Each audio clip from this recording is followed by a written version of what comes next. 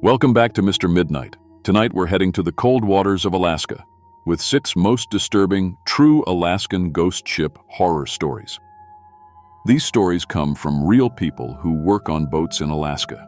Ferry workers, delivery drivers, photographers, fishing captains, and boat repair guys who saw ships that shouldn't be there. Ships that won't stay at the bottom of the ocean, crews that won't stay dead, and debts that the sea will never forget. If you're new here, hit that subscribe button and turn on notifications so you never miss a video. Now let's jump into Alaska's scariest boat stories. We're talking about ghost ships that appear in the fog, cursed yachts looking for new owners, and cold, dark waters that remember everything. These stories come from people who lived through it and survived to tell what happened. Some weren't so lucky. The ocean up there doesn't play around. It takes what it wants. And sometimes it gives things back that should have stayed gone forever. So grab a blanket, turn off the lights, and let's see what's hiding in Alaska's waters, waiting for the next boat to come along.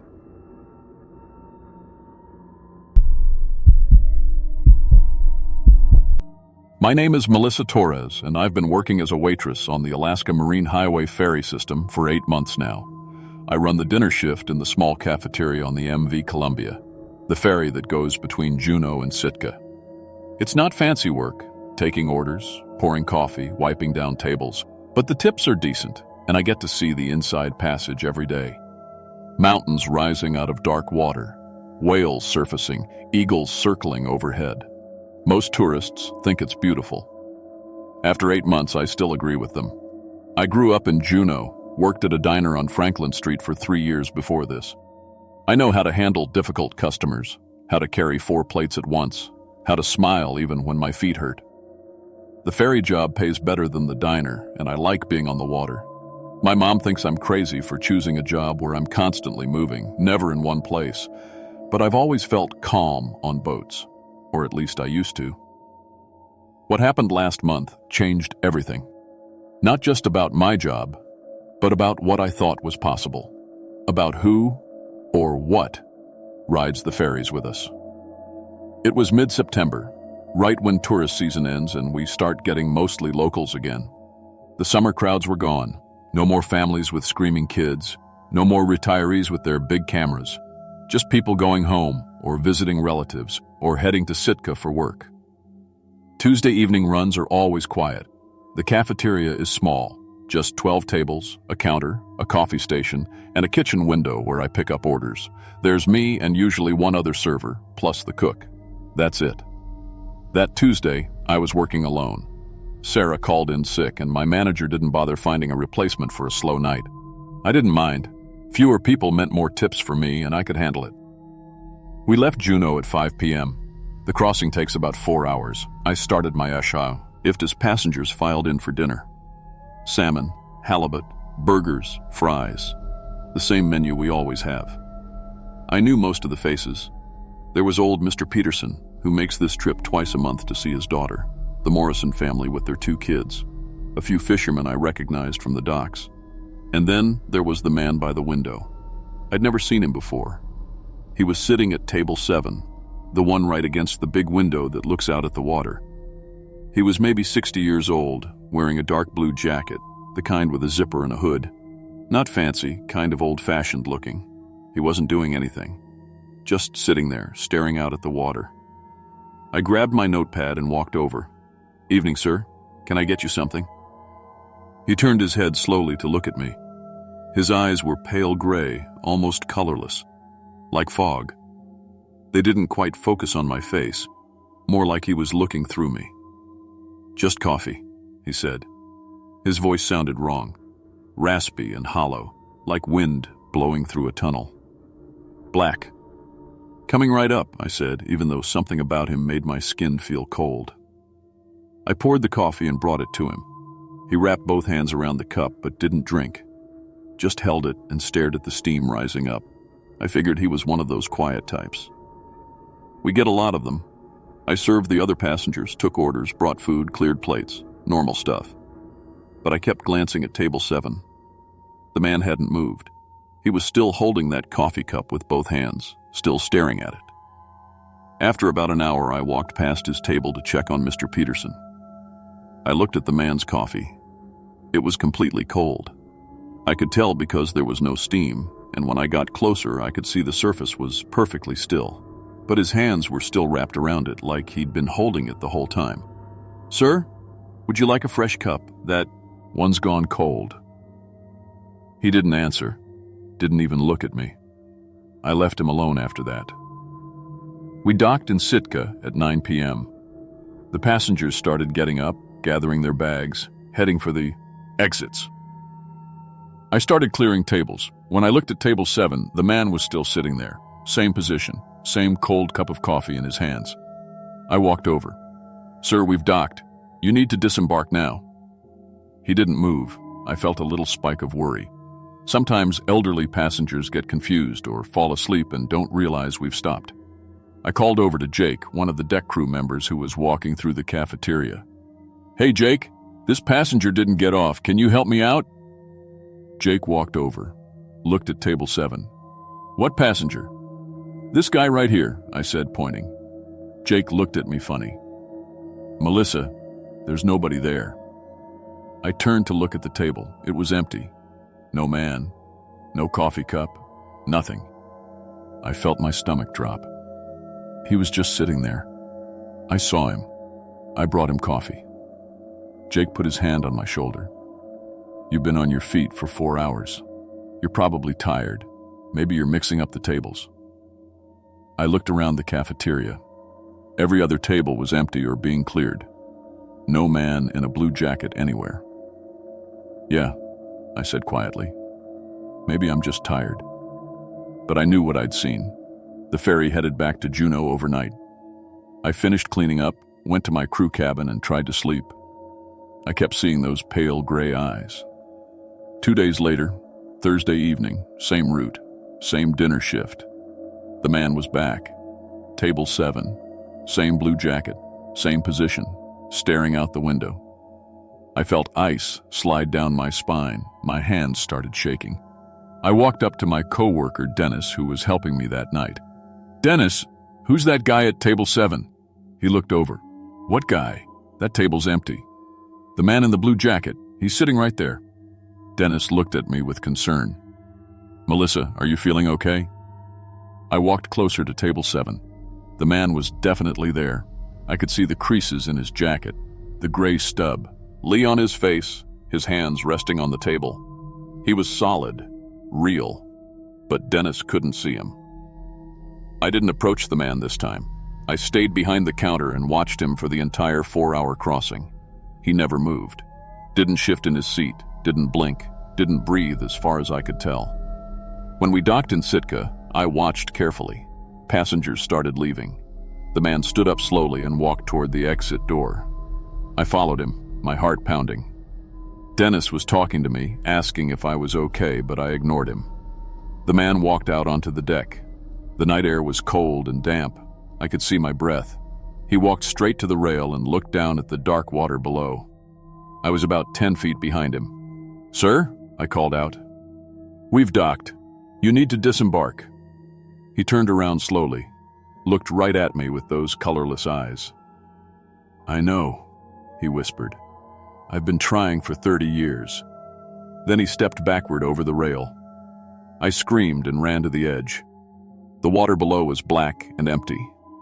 No splash, no ripples, nothing. Just the dark water reflecting the dock lights. Other crew members came running. I was hysterical, telling them a passenger jumped overboard. They searched the water with spotlights for an hour. The Coast Guard was called. They searched until dawn. Nothing. They pulled up the security footage. I had to watch it with my supervisor and a Coast Guard officer. The video showed me walking across an empty deck, following nobody, running to the rail and screaming at nothing. My supervisor, Captain Morrison, suggested I take a few days off. She said it gently, but I knew what she was thinking. Stress, exhaustion, maybe something worse. "I saw him," I insisted. "He was real. He was wearing a blue jacket." "Melissa, you've been working double shifts. The footage doesn't lie." I went home to Juneau and couldn't stop thinking about about his voice, about what he said. 30 years. I started searching online. Alaska Marine Highway accident reports, missing persons, anything. I found it on the third day. A newspaper article from the Juneau Empire, dated October 1993. Passenger lost overboard during Juneau-Sitka crossing. The article described a man, 62 years old, wearing a blue jacket. He disappeared during a night crossing. His name was Robert Kanosh. He was traveling alone to Sitka to visit his daughter. Several passengers reported seeing him in the cafeteria before he vanished. His body was never found. The article included a photo. It was him, exactly him. Same face, same eyes. I couldn't go back to work. I called in sick for a week. I tried to convince myself it was impossible. Maybe I'd seen that article years ago and forgotten it. Maybe my brain was playing tricks on me. Maybe I was losing my mind. But I knew the truth. I'd seen Robert Kanosh, and he'd been trying to tell me something. When I finally went back to work, I was terrified. My first shift back was a Tuesday evening run, Juneau to Sitka. I walked into the cafeteria at 5 p.m. and looked at table 7. He was there. This time, I didn't ask anyone else. I didn't run away. I walked straight to his table and sat down across from him. He slowly turned his head to look at me. "Robert Kanosh?" I asked quietly. He nodded, just once, barely a movement. "What do you want?" He opened his mouth. No sound came out at first, then like wind through a crack. "I want to arrive." "Arrive where?" "Sitka. I was going to see my daughter. I never arrived." I felt tears in my eyes. "You've been riding this ferry for 30 years?" He nodded again. "How can I help you?" He raised one hand and pointed out the window at the dark water. I looked where he was pointing. At first, I didn't see anything, just black water and distant mountains. Then I saw them. Lights, below the surface, moving, keeping pace with us. Another ferry, underwater, running the same route maybe 100 feet below the surface. I could see its outline. I'm glowing through the water. "That's where I belong," Robert whispered. "But I can't find the door. I keep ending up here instead." I was crying now. "What door?" He pointed across the cafeteria to the emergency exit, the red door with the warning signs. "Tell me it's okay to go through," he said. I understood then. He needed permission. He needed someone who could see him to release him. I wiped my eyes and nodded. "It's okay, Robert. Your daughter knows you tried. It's okay to go." He stood up slowly, walked to the emergency exit, put his hand on the door handle and looked back at me one last time. He mouthed, "Thank you." Then he opened the door and stepped through. The emergency alarm should have sounded. It didn't. Everything was silent. I ran to the door and looked out. Robert was there, but he wasn't falling. He was walking down invisible steps toward the water. Slowly, calmly, like he was walking down a staircase. He reached the water's surface and kept walking down into it. The lights of the ghost ferry grew brighter as he got closer. He stepped onto its deck and the lights started to fade, sinking deeper into the darkness. I watched until I couldn't see anything anymore. I never saw Robert again. But I see others now. Different passengers every few weeks, all sitting alone at table 7. All wearing clothes from different decades. A woman in a 1970s dress. A man in a 1960s suit. A teenage boy in an old Juneau high school jacket. I don't tell anyone anymore. I just do my job. And when I see them, I sit down and ask what they need. And I give them permission to go home. Sometimes, during night crossings, I look out the window and see the ghost ferry running parallel below us. Its cafeteria is full of passengers who finally made it to where they were going. Robert is there, at his table by the window, and this time, he's smiling. My name is Melissa Torres. I am still a waitress on the Alaska Marine Highway, but now I'm something else too. I'm the ferryman for the ferrymen, the only living person who can see them, who can help them disembark.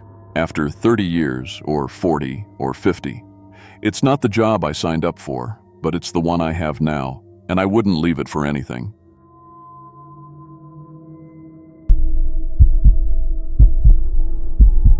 My name is Marcus Webb, and I've been a marine delivery driver for Island Essentials for 6 years.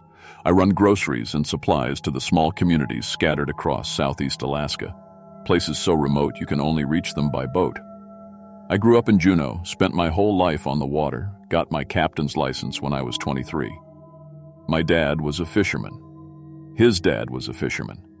The ocean is in my blood, people say. They mean it as a compliment. They don't know how literal that's about to become.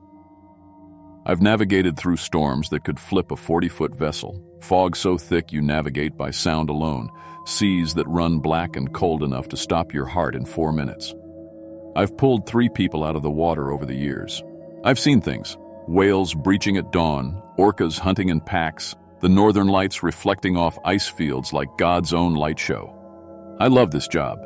Love the rhythm of it, the solitude, knowing these tiny communities depend on me showing up every Tuesday and Friday like clockwork. But what happened last October 12th, about halfway to Port Frederick, taught me something the old-timers in Juneau have always known but never talk about. The ocean doesn't just take bodies, it takes everything. And sometimes it gives back what it took, but wrong, changed, hungry. That morning started like any other Tuesday. I left Juneau Harbor at 6 a.m. sharp. My boat, the Island Runner, a 26-foot workboat I'd maintained myself for 4 years, loaded with 3 weeks' worth of supplies for Port Frederick. Population 47, most of them over 60, all of them depending on me. Coffee for Mrs. Chen, who orders 6 pounds every trip and tips me in homemade cookies. Fresh vegetables for the Harrigan family, Tom, Sarah, and 3 kids under 10 who treat my arrival like Christmas.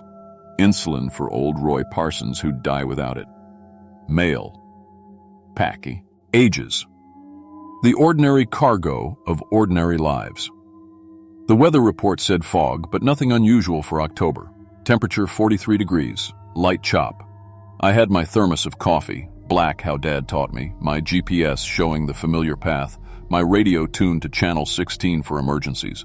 I'd made this run maybe 120 times. I could navigate it in my sleep. 3 hours in, halfway to Port Frederick, I saw the boat. At first, it was just a shape in the fog, a dark silhouette that shouldn't have been there. I knew every boat that worked these waters, knew their schedules, their routes. This one was wrong somehow. Wrong place. Wrong time. As I got closer, maybe 300 feet out, I slowed to idle and grabbed my binoculars. Commercial fishing vessel. Older model, probably early 80s. White hull, streaked with rust like dried blood. Dead in the water, no wake, no movement. Nets deployed off the starboard side, hanging limp. I picked up the radio. Unidentified vessel. This is the Island Runner off your port bow. Do you need assistance? Static. Then silence. Not even the squelch of an open channel. Maritime law is absolute. If you see a vessel in distress, you help. No exceptions. I'd been raised on that law. My father died following that law, going out in a storm to help a boat that was already gone. I pulled alongside, maybe 50 feet out now.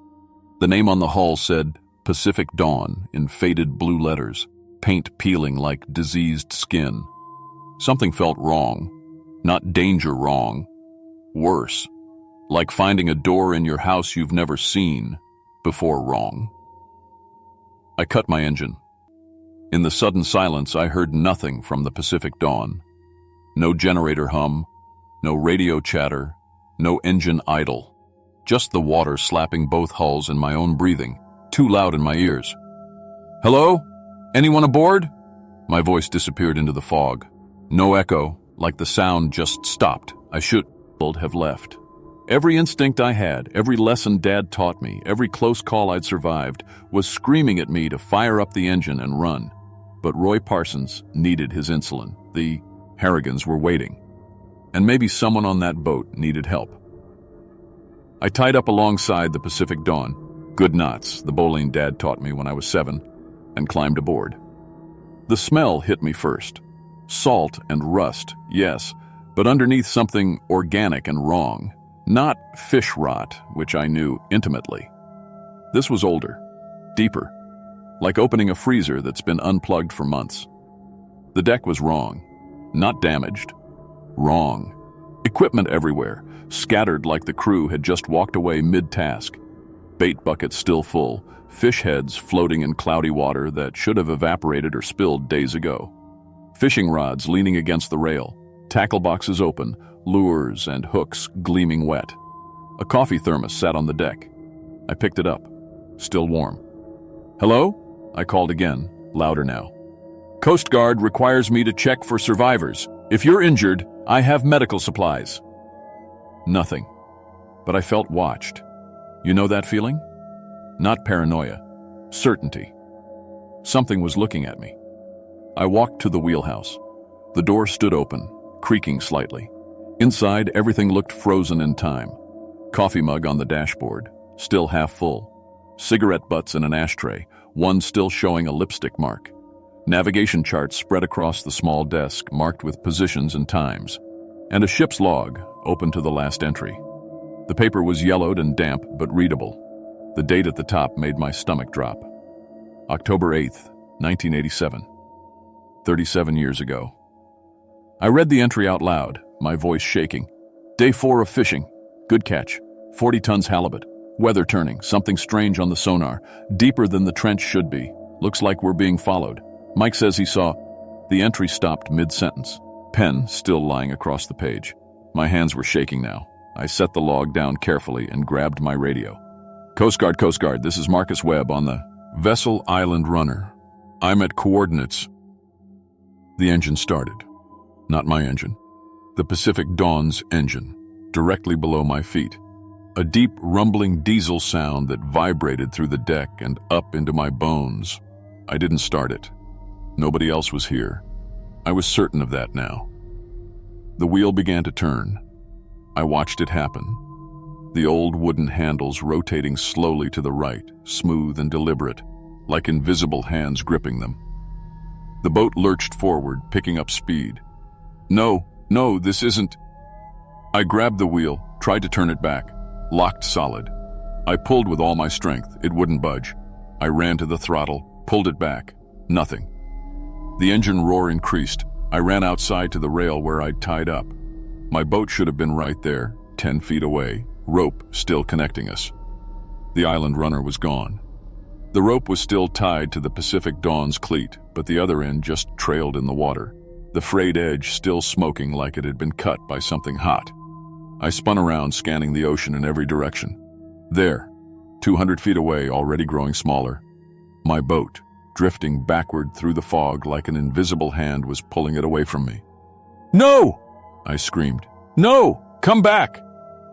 But the Pacific Dawn was moving faster now, building speed, heading out to open ocean, and my boat, my lifeline, my life, was disappearing into the fog behind me. I ran back to the wheelhouse, my mind racing. The throttle didn't work. The wheel was locked. I pulled out my phone. No signal, not even the searching icon, just a blank screen like the phone had forgotten what it was supposed to do. I grabbed the radio, turned the dial through every channel, static on all of them.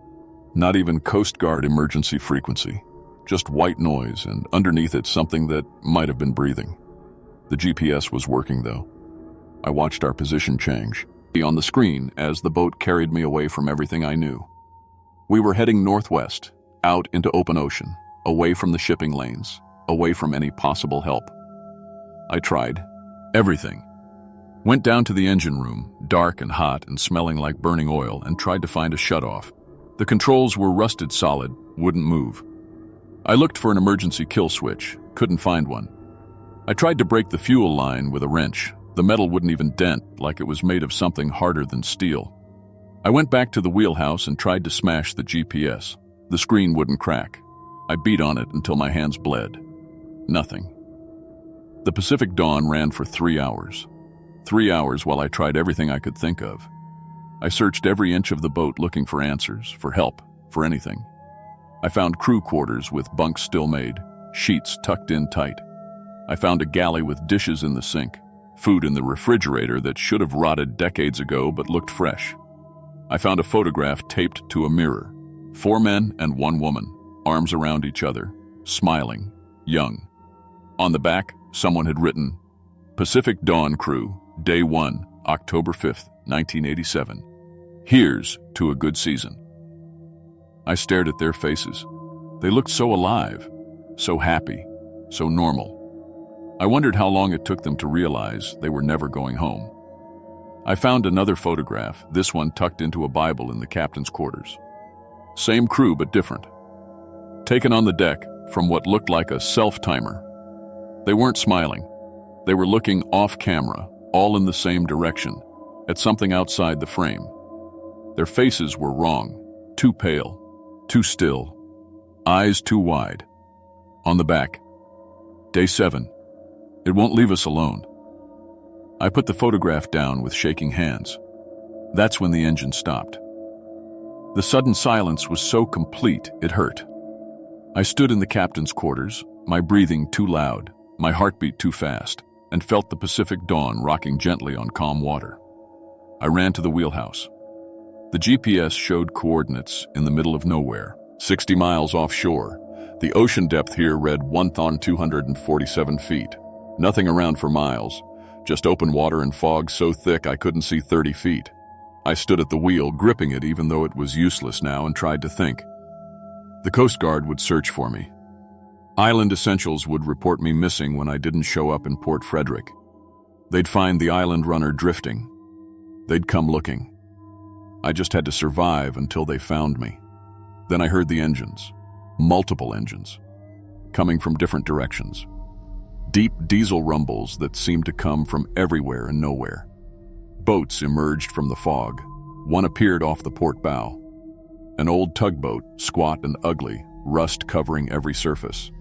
Then another off starboard, a fishing vessel like the Pacific Dawn but bigger, nets torn and hanging. Then more, 5 boats, 8, 10, all old, all different, all wrong. They were forming a circle around me. 12 boats total, all different sizes and decades, all running dark with no lights, all surrounding the Pacific Dawn in perfect formation like they'd done this 1,000 times before. I could see crews, people standing at the rails, completely motionless, all staring at me. My rational mind tried to work. This wasn't possible. There was no reason for this many boats to be out here, no reason for them to surround me, no reason for them to just sit there silent and watching. But they were here. They were real. I could hear their engines, smell their exhaust, see the water rippling around their hulls. I raised my hands waving. Hey! Hey! I need help! My boat, the engine started by itself. I'm stranded here. Nobody moved. 30 or 40 people across all those boats, and not one of them reacted. They just stood there, staring. I grabbed binoculars from the wheelhouse and looked at the closest boat, maybe 50 feet away now. The crew wasn't right. They're cool. Our skin was gray. Not pale, not sick. Gray, like stone or clay or something that had never been alive. Their clothes were old, different eras. One man wore fishing overalls that looked like they were from the 1960s. A woman next to him had on a jacket that said Bering Sea 1992. Another man wore a flannel shirt and jeans that could have been from last year or 20 years ago. But their faces, God, their faces. Their eyes were empty, not closed, empty. Like somebody had scooped out everything behind them and left just the holes. Their mouths hung slightly open, all at the same angle, like they'd forgotten how mouths worked. And they weren't breathing. I watched through the binoculars, counted 30 seconds, a minute. No chest movement, no blinking, no small movements that living people can't help making. They were dead, all of them. Standing at the rails of ghost ships, and they were dead. The man closest to me, the one in the 1960s overalls, slowly raised his arm and pointed at me. Then all of them pointed. Every person on every boat. 40 dead crew members extending their arms in perfect unison, fingers aimed directly at my chest. I dropped the binoculars. My legs gave out and I collapsed on the deck because my brain couldn't process what I was seeing. This wasn't real. This couldn't be real. People don't do this. Dead people don't stand on boats and point at you. "What do you want?" I screamed. My voice didn't echo. It just stopped, like the fog had swallowed it. The boats started moving, circling, slowly rotating around the Pacific Dawn, all maintaining the same distance, all moving in perfect synchronization. I was at the center of a carousel of death. I scrambled to my feet and looked down at the water between the boats. Debris. Everywhere. Floating in the circle like it was trapped here. Pieces of broken hulls, different colors and wood types. Masts snapped in half. Life preservers with names written on them in faded marker. Jenny's Hope, Northern Star, Sea Mercy, coolers, buoys, fishing nets, a child's toy boat, bright yellow plastic, Bobby says, hung between pieces of a shattered fiberglass hull. This wasn't just a graveyard, this was a collection. The boats got closer, 40 feet away, 35. I could see individual features now, the rust patterns on their hulls, the broken windows in their wheelhouses, the way some of their nets were tangled with human-shaped things that weren't quite human anymore. And I could see more crew members, not just at the rails. Behind the windows, in the shadows, dozens more, maybe hundreds, all standing, all staring, all pointing. I understood then. The Pacific Dawn had brought me here as an offering. Or maybe I was already part of it, had been since the moment I stepped aboard. These boats, this fleet, they collected the lost ones. The fishermen and delivery drivers and Coast Guard crews who disappeared in the Alaskan waters over decades, maybe centuries.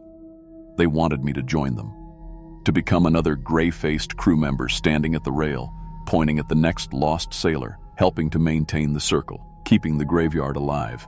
And the worst part, the part that made me fall to my knees and vomit onto the deck, was that I recognized one of them.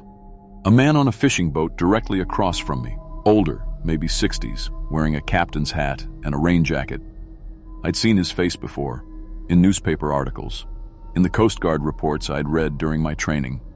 Captain William Marcus disappeared October 1967 with his entire crew aboard the vessel Northern Star. They'd been searching for him when I was born. He was legendary in Juneau, the ghost captain, the man who'd vanished on calm seas in clear weather with no distress call, no wreckage, nothing. And he was standing right there, still wearing the same jacket from his newspaper photos, still the same age, still pointing. He'd been here for 57 years. I looked at the other faces and saw more. A woman, ID, seen in a memorial at the Juneau Harbor, gone 1983. 2 young men whose photos hung in the Island Essentials office, missing 1995. They'd been delivery drivers before me. They'd run the same route I ran. This fleet didn't just collect boats. It collected replacements. Every time a boat vanished, someone else eventually came to fill that route, run that delivery, fish those waters. And eventually, the graveyard fleet would collect them too.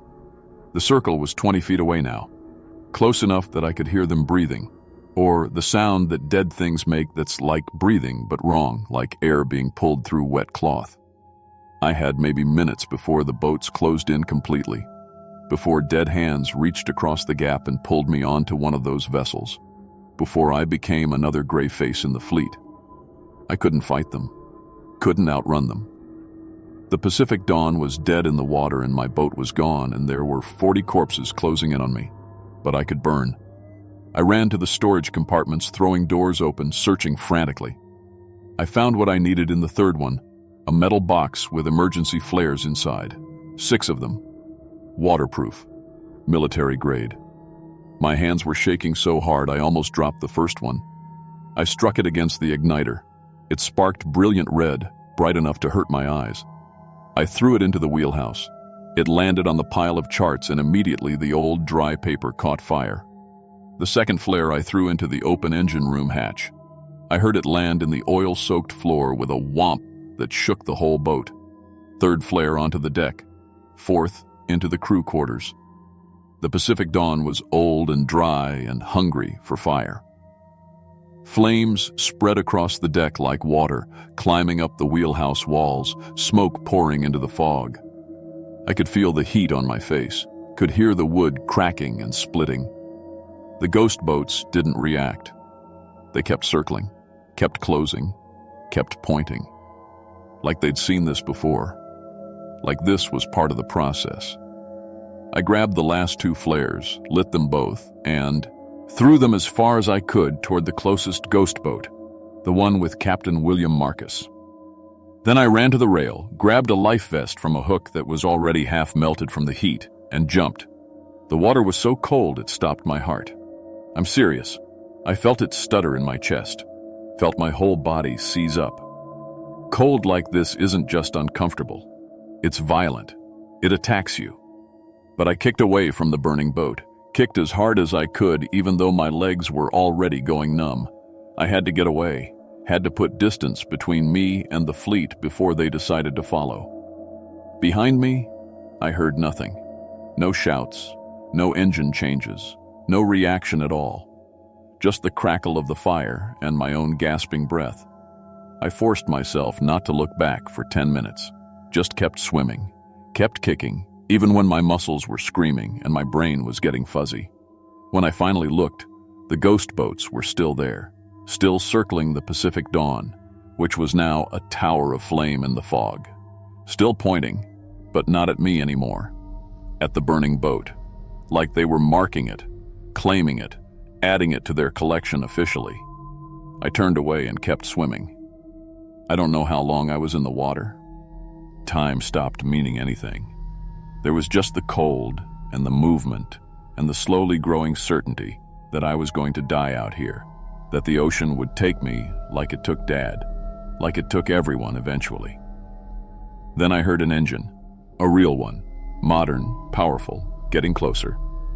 The Coast Guard cutter came out of the fog like salvation, like an angel, like proof that the real world still existed. Strong hands grabbed me, pulled me up. They wrapped me in thermal blankets, started asking questions. I tried to answer, but my jaw wouldn't work right. My whole body was shaking too hard to control. "Easy, easy, we've got you," a young guardsman said. H. He had kind eyes. He looked maybe 22. "You're Marcus Webb, right? Island Essentials? We've been searching for 3 hours." "The fire," I managed to say. "Did you see the fire?" "We saw your flares," the captain said. Older man, maybe 50, professional voice. "Came as fast as we could. You're lucky. Another 20 minutes and we might not have found you." "Not my flares," I said. "The boat, the Pacific Dawn, it was burning." The captain and his crew exchanged looks, the kind of looks that meant they'd already decided what was wrong with me. "There's no boat burning," the captain said carefully. "We've got clear radar for 5 miles, just empty ocean." No, there were 12 boats. They were circling. The crew was... They were dead. They were all dead and pointing. "Marcus." The captain crouched down to my level. "You've got severe hypothermia. Your body temperature's 89 degrees. You're disoriented. We need to get you warm and get you to a hospital." I heard him radio back to base. "We've recovered the missing delivery driver. Severe hypothermia. Victim is experiencing hallucinations and disorientation, requesting immediate medical evaluation in Juneau." They took me to the hospital. The doctors kept me for 2 days. Severe hypothermia, mild frostbite on 3 fingers, dehydration. They ran a psychiatric evaluation. Standard procedure for maritime trauma, they said. The Coast Guard searched the coordinates where they'd found me. They used sonar, divers, helicopters. They found nothing. No burning boat, no wreckage, no Pacific Dawn, no evidence any vessel had ever been there. My boat, the Island Runner, was found drifting 18 miles away, engine off, still half full of groceries. The insulin had spoiled. Mrs. Chen's coffee was ruined. The Harrigan's kids went hungry. The official report said I'd probably fallen overboard somehow, suffered immediate hypothermia, and climbed back aboard in a disoriented state. The hallucinations were consistent with extreme cold exposure and oxygen deprivation. Nobody believed me. My boss was sympathetic, but worried. The Coast Guard psychiatrist recommended continued counseling. My friends in Juneau looked at me with pity. I quit the next day, took a job at a warehouse in Anchorage, 300 miles from the ocean, 800 miles from the graveyard fleet. Groundwork, concrete floors, fluorescent lights. Nothing natural anywhere.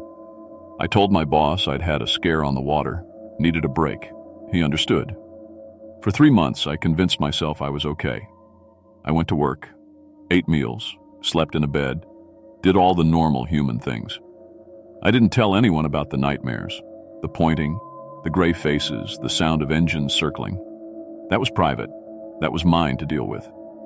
Then 3 months and 4 days after the incident, I was walking past a marina in Anchorage. Just a small one, mostly recreational boats, rich people's toys. I wasn't even thinking about it.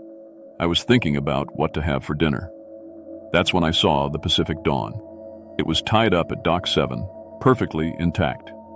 The hull was clean, freshly painted white. The nets were new. The name on the hull was sharp and clear, Pacific Dawn in blue letters that looked like they'd been painted yesterday. And there was a sign in the wheelhouse window. For sale. Best offer. Contact Harbor Master.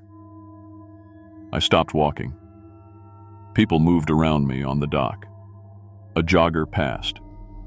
A couple holding hands. Normal people living normal lives. I walked closer even though every cell in my body was screaming at me to run. I couldn't help it. I had to know. The boat looked perfect. Better than perfect. Like it had just come from the factory. I walked down the dock, my footsteps echoing on the wooden planks. I looked through the wheelhouse window. I was standing inside. My own face exactly as I looked right then. Same jacket, same haircut, same everything. But the skin was gray. Stone gray. The eyes were empty holes. The mouth hung open at that same angle I'd seen on the Ghost cruise. The other Marcus was standing at the wheel. Just standing there. Not moving. I stood frozen at the window staring at my own corpse. And my brain was trying to process what this meant. Was this the future? Was this some kind of warning? Was I looking at... The other Marcus turned his head. Slowly, mechanically, like a rusty hinge, the gray Marcus turned and looked directly at me through the window. Our eyes met, mine alive and terrified, his empty and knowing. The gray Marcus smiled. Not a happy smile. A knowing smile. Like he'd been waiting for me. Then he raised his arm and pointed at me. I ran. I ran so hard I thought my heart would explode. I ran until I was back in my apartment with the door locked and barricaded and all the curtains closed. I didn't leave my apartment for 3 days. When I finally went back to that marina, Dock 7 was empty. I asked the harbor master about the Pacific Dawn. He looked confused. "We haven't had a boat by that name here in years," he said. "Dock 7's been empty all month." A week later, my phone rang. I didn't recognize the number, but I answered anyway. "Island Essentials, this is Marcus calling. We need you to make a delivery to Port Frederick. When can you start?" It was my voice. My exact voice, my inflection, my slight accent, like listening to a recording. I hung up without saying anything. The calls come every Tuesday now. Same time, 6 a.m. when I used to leave the harbor. Same message. Always my voice asking when I'm coming back to work. I never answer anymore. I just let it ring. But last week, I almost picked up. My hand was on the phone, finger hovering over the button. Part of me wanted to say yes, wanted to say I'd come back, make the run, deliver the groceries, because part of me is already there. I know that now. When I stepped onto the Pacific Dawn, when I stayed aboard even though every instinct told me to leave, when I read that ship's log, some part of me stayed behind. Joined the fleet. Became another gray face waiting for the CI, circle to close. It's just a matter of time before the rest of me follows. 2 nights ago, I woke up at 3 a.m. to the sound of boat engines. Deep diesel rumbles, multiple engines, circling my apartment building. I live on the 3rd floor in Anchorage, 800 miles from the ocean. But I could hear them out there, circling, getting closer. I looked out my window. The street was empty, but I could hear them. Last night I found wet footprints in my apartment, leading from the door to my bedroom. Boot prints, the kind fishermen wear. They stopped at the foot of my bed. This morning, I found a photograph slipped under my door. The Pacific Dawn crew from 1987, the one I'd found in the captain's quarters. Same photo, same people. But there's one more person in it now. Standing at the edge of the group, half in shadow. It's me. I'm wearing the same jacket I wore that day, same expression I had when I first saw the ghost fleet. But my skin is starting to look gray. Tomorrow is Tuesday. 6 a.m. The phone will ring. And I think this time I'm going to answer. Because the ocean doesn't just take bodies. It takes everything. Your life, your future, your choices. And eventually, whether you fight or run or hide, it comes to collect what it's owed. The Pacific Dawn is waiting for me. It's been waiting since before I was born, since my father died following maritime law. Since my grandfather went down with his boat in 1952, the ocean has been collecting my family for generations. Now it's my turn. If you're reading this, if anyone finds this, don't become a delivery driver in Alaska. Don't answer distress calls from boats you don't recognize. Don't trust the fog. Don't trust the silence. And if you ever see a boat called the Pacific Dawn, no matter how much they're selling it for, no matter how perfect it looks, run. Because some boats don't take you where you want to go. They take you to where you've always been going. They take you home.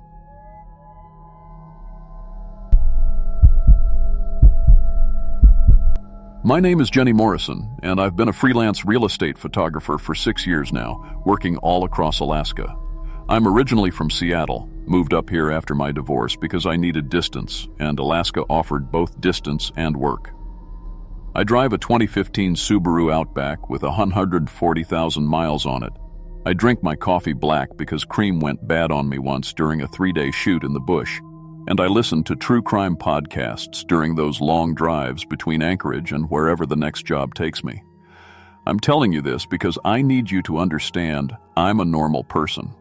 I pay my bills late sometimes. I eat gas station sandwiches. I'm not special. I'm not sensitive to ghosts or spirits or whatever you want to call them. But what happened in Petersburg last March changed everything I thought I knew about what's possible in this world. I got the call on a Tuesday morning. I was in my apartment in Anchorage, eating cereal and looking at my bank account. I had $340 to my name. Rent was $1,200 and due in 5 days. My car needed new tires before winter really set in. I'd been driving on bald rubber for 2 months and I knew it was stupid, knew I was one patch of ice away from disaster. The number came up as Hansen Associates Legal. Ms. Morrison? This is Richard Hansen. I'm an attorney handling the Chen estate. I need photographs of a boat for sale. It's docked in Petersburg. The pay is $500 for approximately 2 hours of work. Would you be available this week? $500. I didn't even negotiate. I can be there tomorrow. Excellent. The boat is a 40-foot yacht called Second Wind, slip 12 at the Petersburg harbor. I'll meet you there at noon with the keys. He paused. Just photograph everything and leave. Don't stay longer than necessary. Is there something wrong with the boat? No, just the estate situation, and it's complicated. I'll explain when I see you. I should have asked more questions, but I needed that money. The drive to Petersburg took 3 hours. I left at 8 a.m., stopped for gas in Girdwood, bought a terrible coffee at a place called Moose Tooth. The podcast I was listening to was about a woman who disappeared from a cruise ship in the Caribbean. They never found her body. They never found anything. The host kept saying, "It's like the ocean just swallowed her whole." I turned it off somewhere around mile marker 45. Petersburg is a fishing town, built on pilings over the water. Everything smells like salt and diesel and old fish. The harbor was on the north side, past the canneries. I found slip 12 at 11:55 a.m. The boat took my breath away. Second Wind was beautiful. Not old beautiful, like a classic restored yacht. New beautiful. The hull was white fiberglass that looked freshly waxed, chrome railings polished to mirrors, tinted windows that reflected the gray sky. The name was painted in gold script letters across the stern. Professional work, the kind that costs $500 just for the lettering. This boat looked like it had been launched yesterday. A black Mercedes was parked in the gravel lot, and Richard Hansen stood beside it. He was maybe 50, wearing a suit that hung off him like he'd recently lost weight. His face was gray, not pale, gray, like old paper. "Ms. Morrison." He walked toward me, but stopped 10 feet away. Thank you for coming. That's a beautiful boat, I said. Yes. He pulled keys from his pocket but didn't hand them to me. The previous owner was David Chen. He and his wife Sarah purchased the yacht 2 years ago. David died 6 weeks ago. Heart attack. We found him in the master cabin. I'm sorry. His wife Sarah is missing. Has been for 3 months. Hanson's hand shook as he finally extended the keys. I need you to photograph everything. Interior, exterior, engine room if you can access it. Standard listing photos. But please, Ms. Morrison, don't stay on that boat any longer than necessary. Why not? He looked at the yacht. Because everyone who's been on that boat tells me the same thing, that something feels wrong, that they hear footsteps when no one's there, that the GPS shows impossible data. He met my eyes. 4 real estate agents have refused to list it. You're the 7th photographer I've called. The others wouldn't even come down here. I should have left. I should have gotten back in my Subaru and driven away, but I needed $500. I'll be fine, I said. I've photographed foreclosures where people died. Doesn't bother me. Hanson nodded slowly. I'll be in my car. When you're done, just bring me the keys. I'll wire your payment immediately. I walked down the dock. My boots echoed on the wooden planks. The air smelled wrong, not fish and diesel like the rest of the harbor, but something else, something clean. Chemical clean, like a hospital. I stepped onto the deck. The boat barely moved under my weight, stable as a dock. I unlocked the cabin door. The smell hit me first. Lemon cleaner, industrial strength, the kind that burns your nose. The interior was immaculate. Cream leather couches in the salon, not a stain or crack. Teak wood cabinets polished to a glow. The galley had stainless steel appliances that looked unused. No fingerprints, no water spots, nothing. The floor was white tile that reflected the overhead LED lights in perfect clarity. This boat looked like a showroom, like no one had ever lived here. But someone had died here. 6 weeks ago. I pulled out my Canon 5D and started shooting. Wide angle of the salon. Couch on the left, galley on the right, door to the deck straight ahead. I shot in raw format like always, best quality for the client. Click, move, click, move. The galley, close-up of the sink, the stove, the refrigerator, everything gleaming. I opened the fridge. Empty. Completely empty. Not even a smell. I checked the cabinets. No thing. No dishes, no food, no trash. David Chen lived on this boat for 2 years and left no trace. I moved toward the back, toward the master cabin. There were 2 doors, one on the left labeled Head in small brass letters, one straight ahead. I opened the straight door. The master cabin was larger than my bedroom in Anchorage. King-sized bed with white linens that looked freshly made. 2 portholes on either side showing gray water. A small desk built into the wall. And on the bed, a leather journal. It was brown, worn on the edges, closed with a leather strap. The only thing in this entire boat that looked used. I know I shouldn't have touched it. It wasn't my business. I was here to take photos, not investigate. But I've always been too curious for my own good. I sat on the edge of the bed and unwrapped the strap. The leather was warm, like someone had just been holding it. I opened to a random page. The date at the top said September 15th, 6 months ago. The handwriting was cramped, messy, written fast. Day 23. The boat knows what I'm planning. Every time I try to leave, the engine won't start. I turn the key, and nothing. But at 3 a.m. I hear it running. I come up to the deck and the engine is off. Keys are in my pocket, but it's warm. It runs when it wants to go where it wants. Sarah thinks I'm losing my mind. Maybe I am. My hands went cold. I flipped back toward the front. The first entry was dated March 3rd, 2 years ago. Different handwriting, neat, excited, the letters carefully formed. Finally bought my dream boat. She's perfect. 40 feet, twin diesel engines, every amenity you could want. Taking her up the inside passage tomorrow. Sarah is so happy. This is the beginning of everything we've dreamed about. I kept reading. The entries started normal: weather observations, mechanical notes, excitement about different harbors. But within 3 weeks, the EV changed. Why do we keep ending up at the same coordinates? We programmed the GPS for Juneau, but woke up this morning and were 40 miles off course, right back at 56°47'23 and 132°5'18.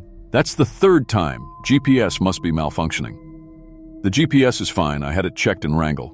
The technician said it's working perfectly, but we keep ending up at those same coordinates, even when I don't turn on the navigation system. Sarah wants to sell the boat. I told her we can't. Every time we talk about selling, something breaks. Last time she called a broker, the engine caught fire. Small fire, contained it fast, but the timing. I tried to dock in Sitka yesterday. The boat wouldn't let me. I turned the wheel toward the slip, and the boat kept going straight, like the rudder was locked, but it wasn't locked. I checked. Everything is fine, but the boat won't go where I want it to go anymore. We belong to it now, I understand that. Sarah doesn't. She still thinks we can leave, but I've stopped trying. It's easier if you just accept it. The final entry was dated December 8th, 3 months ago.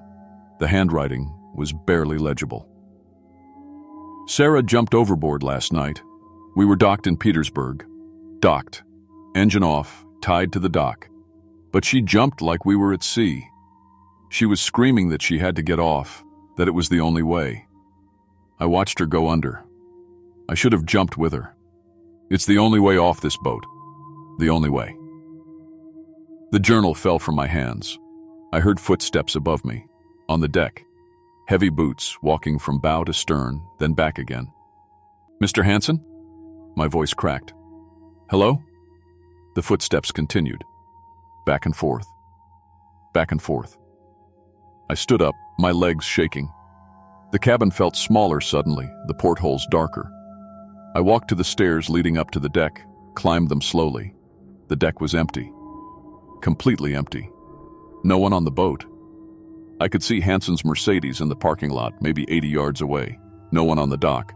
No one in the nearby boats. But I heard the footsteps. I still heard them. They were behind me now. I spun around. Nothing. The footsteps moved to the bow. I could hear them clearly, boot heels on fiberglass, the slight echo of weight. Who's there? I shouted. The footsteps stopped. The silence was worse. I needed to finish this job and leave. That's what Hansen paid me for. Photos. Just take the photos and go. I raised my camera and shot the deck, wide angle, showing the whole space. The helm with its chrome wheel, the bench seating, the railings. That's when I noticed the GPS.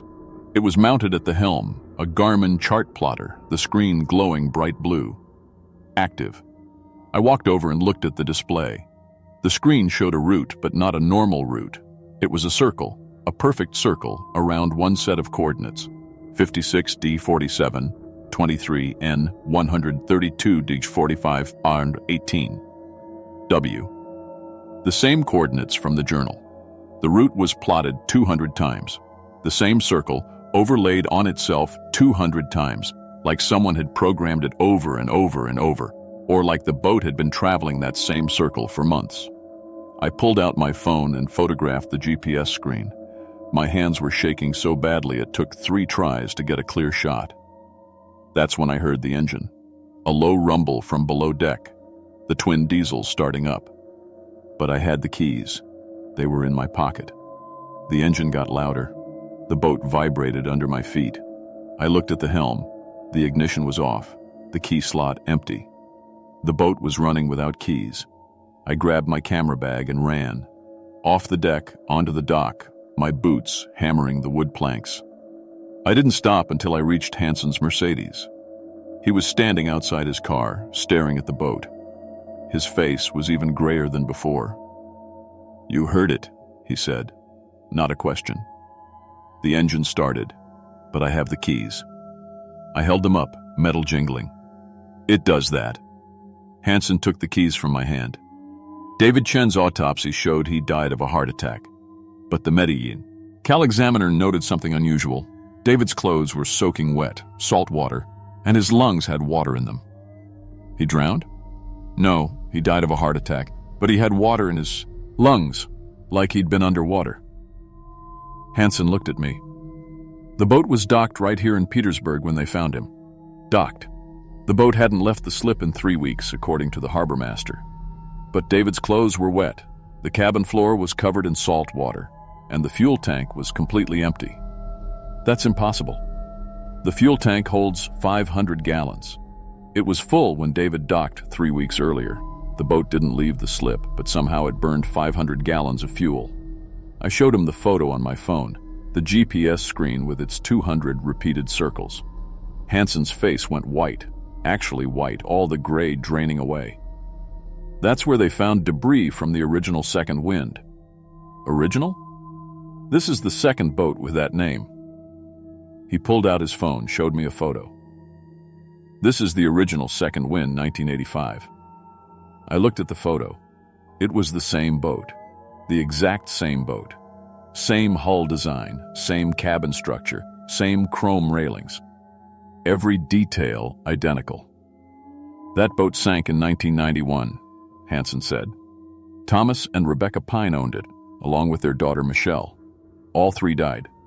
The Coast Guard report said the boat was found circling the same coordinates for 6 hours before it went down. Engine at full throttle. Nobody at the wheel. Like the boat was trying to drill itself into the ocean. But this boat is the same boat. Same hull identification number. It didn't sink. The report was wrong, or covered up, or I don't know. But David Chen bought this boat in 2023, registered it as Second Wind, and didn't know its history. The broker never told him. Maybe the broker didn't know. Maybe the boat didn't want him to know. Boats don't want things, I said. But my voice sounded uncertain even to me. Then explain the GPS. Explain the fuel. Explain your footsteps. Hansen got into his car. I'm withdrawing the listing. The boat would. And sell anyway. Everyone who tours it refuses to make an offer. I'll wire your payment this afternoon. Thank you for trying. He drove away, leaving me standing in that gravel parking lot, staring at Second Wind. The engine was still running. I could hear it from 80 yards away. I drove back to Anchorage that evening, took the long route, avoiding the water when I could. I stopped at the same Moose Tooth, got the same terrible coffee. My hands were still shaking. In my apartment, I uploaded the photos to my laptop. I had 87 images total. I started editing with the exterior shots. Those were fine, beautiful even. The boat looked like a magazine cover. Then I opened the interior shots. Salon, galley, bathroom, all normal. Then the master cabin. In the first photo, the journal was on the bed where I'd left it. The cabin was empty otherwise. White linens, wooden desk, 2 portholes. But in the corner, barely visible in the shadow by the starboard porthole, there was something. A shape. Translucent, like smoke, but with form. Human form. A woman.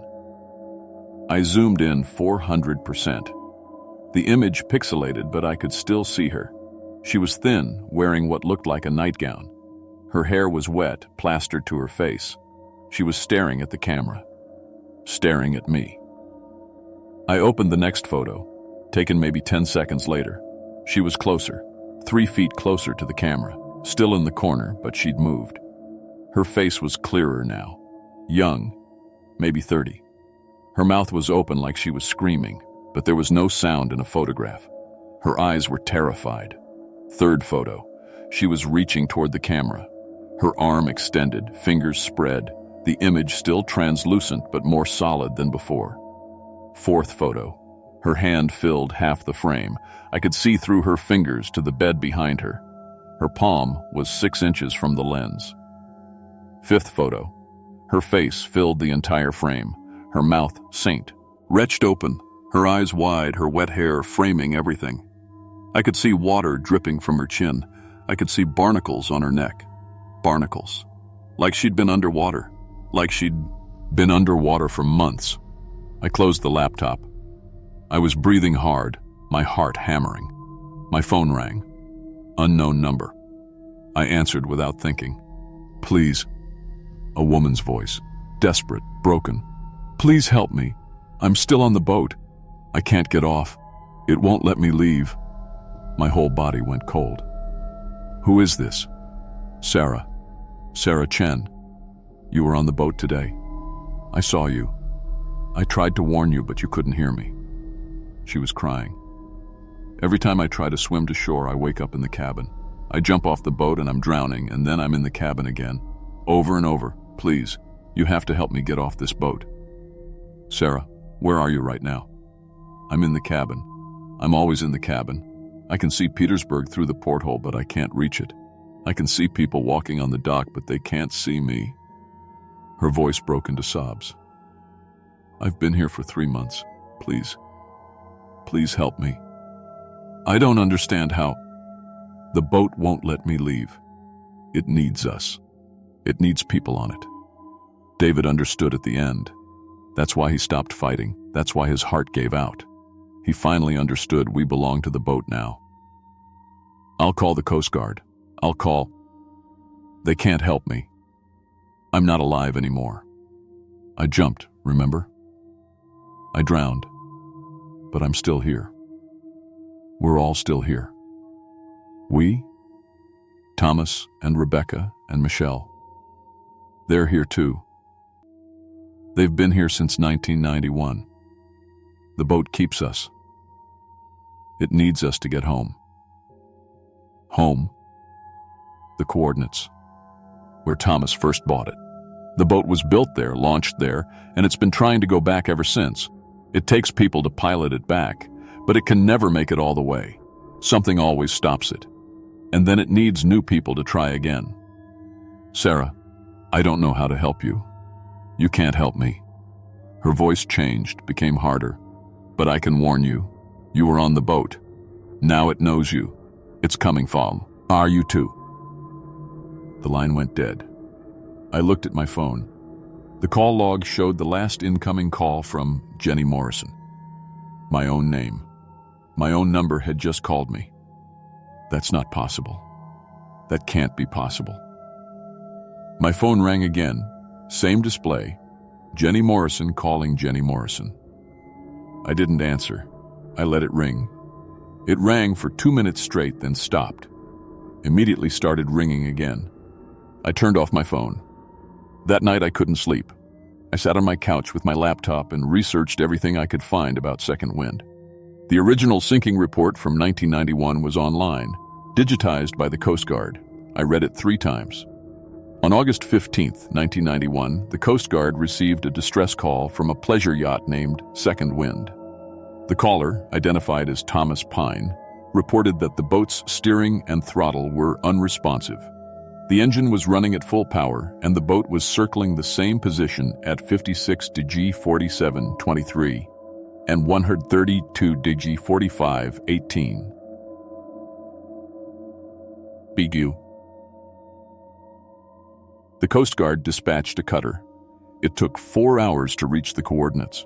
When they arrived, Second Wind was still there, still circling, engine at full throttle. But there was no one at the wheel. The Coast Guard boarded the yacht and found it empty. No sign of Thomas, Rebecca, or Michelle Pine. The boat circled for another 2 hours before the engine finally ran out of fuel. It took on water and sank within minutes. The Coast Guard searched for 3 days. They never found bodies. They never found any debris except pieces of the hull. But here's what made my blood freeze. The report included photos of the wreck. I zoomed in on one photo showing the stern before it sank. The name was clearly visible. Second Wind. The hull identification number was clearly visible. AK4782HN. I opened my photos from yesterday. I zoomed in on a shot of the stern. Hull identification number. AK4782HN. The exact same number. The boat never sank. It couldn't have. The hull numbers matched.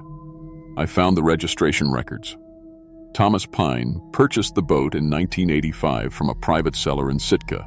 The seller was listed as Estate of James Brennan.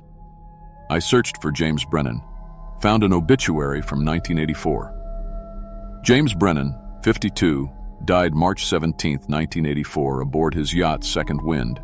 Cause of death: drowning. Mr. Brennan was found in the master cabin, the boat docked in Sitka Harbor. Despite being docked, Mr. Brennan had salt water in his lungs. The circumstances of his death remain under investigation. The boat was older than 1985. Much older. I kept searching. Found a marine registry from 1976. Second Wind, registered to Margaret Brennan. Found her obituary from 1977. Margaret Brennan, 48, died aboard her yacht Second Wind while docked in Petersburg. Cause of death: drowning. Investigation ongoing. Petersburg, the same harbor where it's docked right now. I searched further back. The trail went cold in the 1960s, but I found a black and white photo in a Sitka newspaper from 1962. A man standing proudly next to a yacht. The caption read, "Local businessman Harold Kemp celebrates purchase of his dream boat, Second Wind, at the coordinates where she was built, 56 to G47, 23, and 132 to G45, 18W. The coordinates, the same coordinates. The boat was built there, launched there, and it's been trying to return there for over 60 years, taking every owner back, one by one, adding them to the crew." I threw my phone across the room. It rang anyway.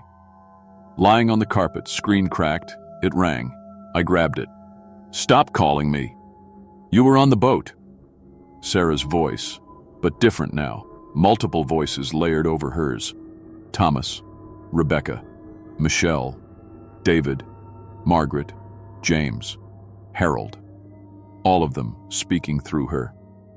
"Now you belong to us. I don't belong to anything. The boat decides. Not you, never you." I hung up and blocked my own number. I blocked every number I could think of.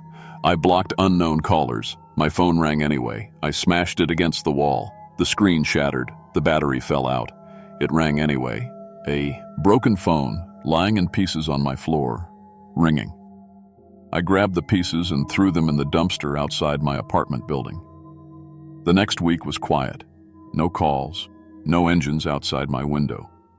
I started to think maybe I'd imagined it. Maybe the stress, the money problems, the isolation. Maybe I'd had a breakdown. I took other jobs, shot a condo in Juneau, a cabin in Homer. Normal work, normal photos. Nothing strange.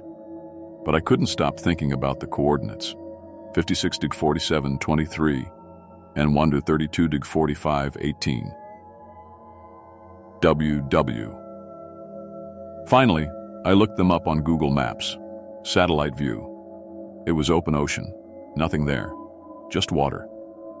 But when I zoomed in as far as the image would go, I could see something. A dark shape under the water. Ship-shaped. A wreck. Something big. Not Second Wind. Something older. Something the boat was built from, or built to replace. The boat was trying to go home. Trying to sink. Trying to join whatever was waiting at those coordinates. And it needed people to pilot it there. I bought a new phone, new number, unlisted. It rang the same day I activated it. "Hello, Jenny," Sarah's voice. "We've been waiting." "How did you get this number?" The boat knows. It always knows. I hung up, changed my number again, and again, and again. It didn't matter. The boat always found me. Last week I found keys in my purse, keys I'd never seen before. They had a brass tag, Second Wind, Slip 12, Petersburg. I threw them in the ocean off the Seward dock, watched them sink into the black water. Yesterday they were in my purse again. Same keys, same tag. The salt water hadn't even dried. This morning I woke up and my car was packed. My camera equipment in the back, my overnight bag in the passenger seat. My GPS was on, showing a route to Petersburg. I didn't pack these things. I went to bed in Anchorage and woke up ready for a trip I didn't plan. I'm sitting in my apartment right now, ting this. It's 6 a.m. My hands are shaking. The keys are on my kitchen table, and I keep staring at them, because I know what's going to happen. Eventually, today, tomorrow, next week, I'm going to pick up those keys. I'm going to get in my Subaru. I'm going to drive to Petersburg. I'm going to board Second Wind one more time. And when I do, I'll finally understand what Sarah understood, what David understood, what Thomas and Rebecca and Michelle and James and Margaret and Harold understood. The boat doesn't take you where you want to go. It takes you where it needs to be. I'll pilot Second Wind back to those coordinates. I'll join the others in the cabin, waiting, and the boat will find a new photographer, a new real estate agent, a new owner who needs $500 for rent and new tires. The cycle will continue. Because Second Wind has been trying to get home for 60 years, and home is at the bottom of the ocean. I can hear an engine outside my apartment right now. It's 6 a.m. and I hear a boat engine, rumbling steady and patient. I look out my window. There's no water. I'm 3 miles from the coast, but I hear it anyway. The keys are warm in my hand. I don't remember picking them up. My car is running outside. I don't remember starting it. The drive to Petersburg takes 3 hours. I think I should leave now. The boat is waiting. This story was found on Jenny Morrison's laptop by her landlord after she failed to pay rent for 2 months. Jenny's Subaru was found in the Petersburg Harbor parking lot on March 28th. The boat, Second Wind, remains docked in Slip 12. The harbor master reports the engine starts on its own at 3 a.m. every morning, running for exactly 3 hours before shutting off. No one has been aboard since Jenny Morrison. The boat remains for sale. The asking price is $85,000. The listing agent is still accepting offers.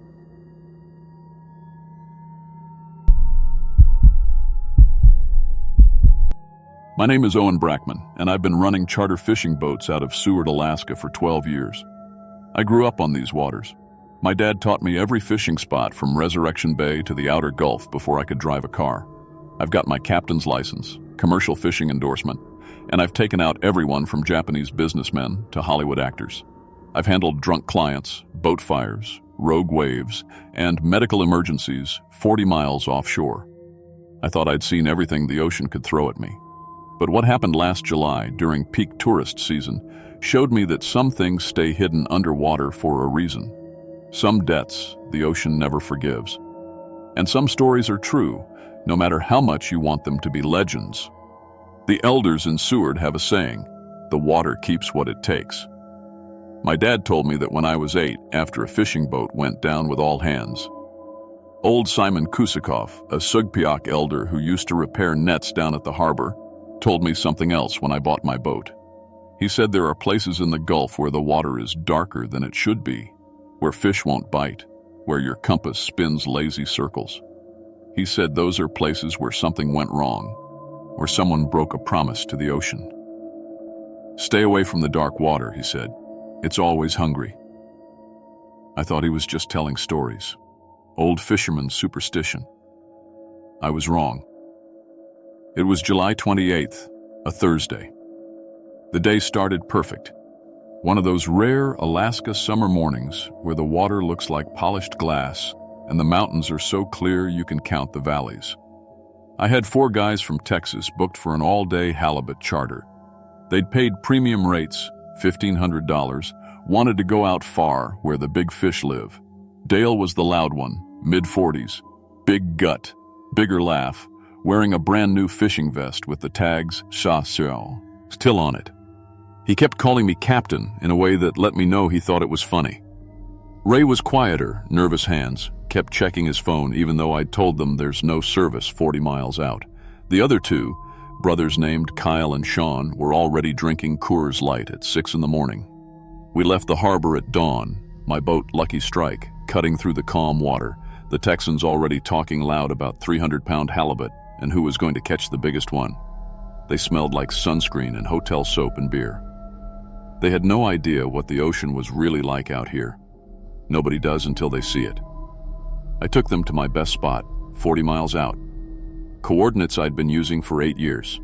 59°51 on N, 149°42 to W. Underwater plateau 200 feet deep where the big halibut hang out in the current waiting for food to drift by. My depth finder showed the bottom clearly. That familiar rocky shelf, the drop-off to the east, the flat sandy area to the west. My GPS confirmed the coordinates. Everything looked exactly like it always did. We set up, dropped lines, and within 10 minutes everyone was catching fish. Good-sized halibut, 40 to 70 pounds, their white bellies flashing as we hauled them up, eyes bulging from the pressure change. The cooler was filling up fast. The Texans were happy. I was happy. Easy money. Then Dale hooked something big. His rod bent completely double, tip nearly touching the water, lines screaming off the reel so fast I thought it would snap. The drag was squealing. Dale's face went red as he fought it, feet braced against the rail, muscles shaking. "Holy shit!" Kyle yelled. "That's a monster!" Dale fought it for 20 minutes. His hands were bleeding where the line had cut into his palms through his gloves. Sweat poured down his face. Ray started filming on his phone. I was thinking maybe Dale got lucky. Hooked a barn door halibut, one of those 150-pounders that you see maybe once a season. When it finally came to the surface, my stomach dropped. It wasn't a fish, it was a metal. Lockbox, maybe 2 feet long, covered in barnacles and rust and something else. A kind of black slime that smelled like decay and copper. Thick chain was wrapped around it, snagged on Dale's hook. The smell hit me first, not just rust and seawater, something organic, something rotten underneath. I grabbed my gaff and pulled it aboard. It hit the deck with a heavy thud that I felt through my boots. Water pooled around it, but the water was wrong. Too dark, almost oily, and it didn't move right. It just sat there in a perfect circle. "What the hell?" Dale said, staring at the box. His voice had changed. The cocky tone was gone. I thought I had a monster. The box was old, corroded from years underwater, but intact. A padlock held it shut, rusty, but still locked. The metal had that pitted texture you only get from decades in salt water. There was writing on the side, mostly worn away, but I could make out 2 letters, P and R. The Texans crowded around it immediately. "Dude, it's treasure," Kyle said. "Open it." My hands were shaking. I couldn't stop staring at those 2 letters. "Throw it back," I told them. My voice came out hoarse. "What? Are you crazy?" "I'm serious. Throw it back. Right now." Dale laughed, but it was a nervous laugh. "Bad luck? Come on, man, we're not superstitious." "I am," I said. "And you should be too. Throw it back." But I already knew they wouldn't. I could see it in their eyes. That greedy curiosity, that American confidence that nothing bad could really happen. Not to them, not on vacation. Dale grabbed a wrench from my toolbox. The padlock broke off easy, metal brittle from corrosion. When it fell to the deck, it made a sound like a bell. Inside were papers, all waterlogged and stuck together. And underneath, wrapped in thick plastic that had somehow stayed intact, were stacks of money. $100 bills banded together, maybe 5,000 and dollars worth. The Texans went crazy, whooping and high-fiving, but I barely heard them. I was carefully pulling the papers apart with shaking hands.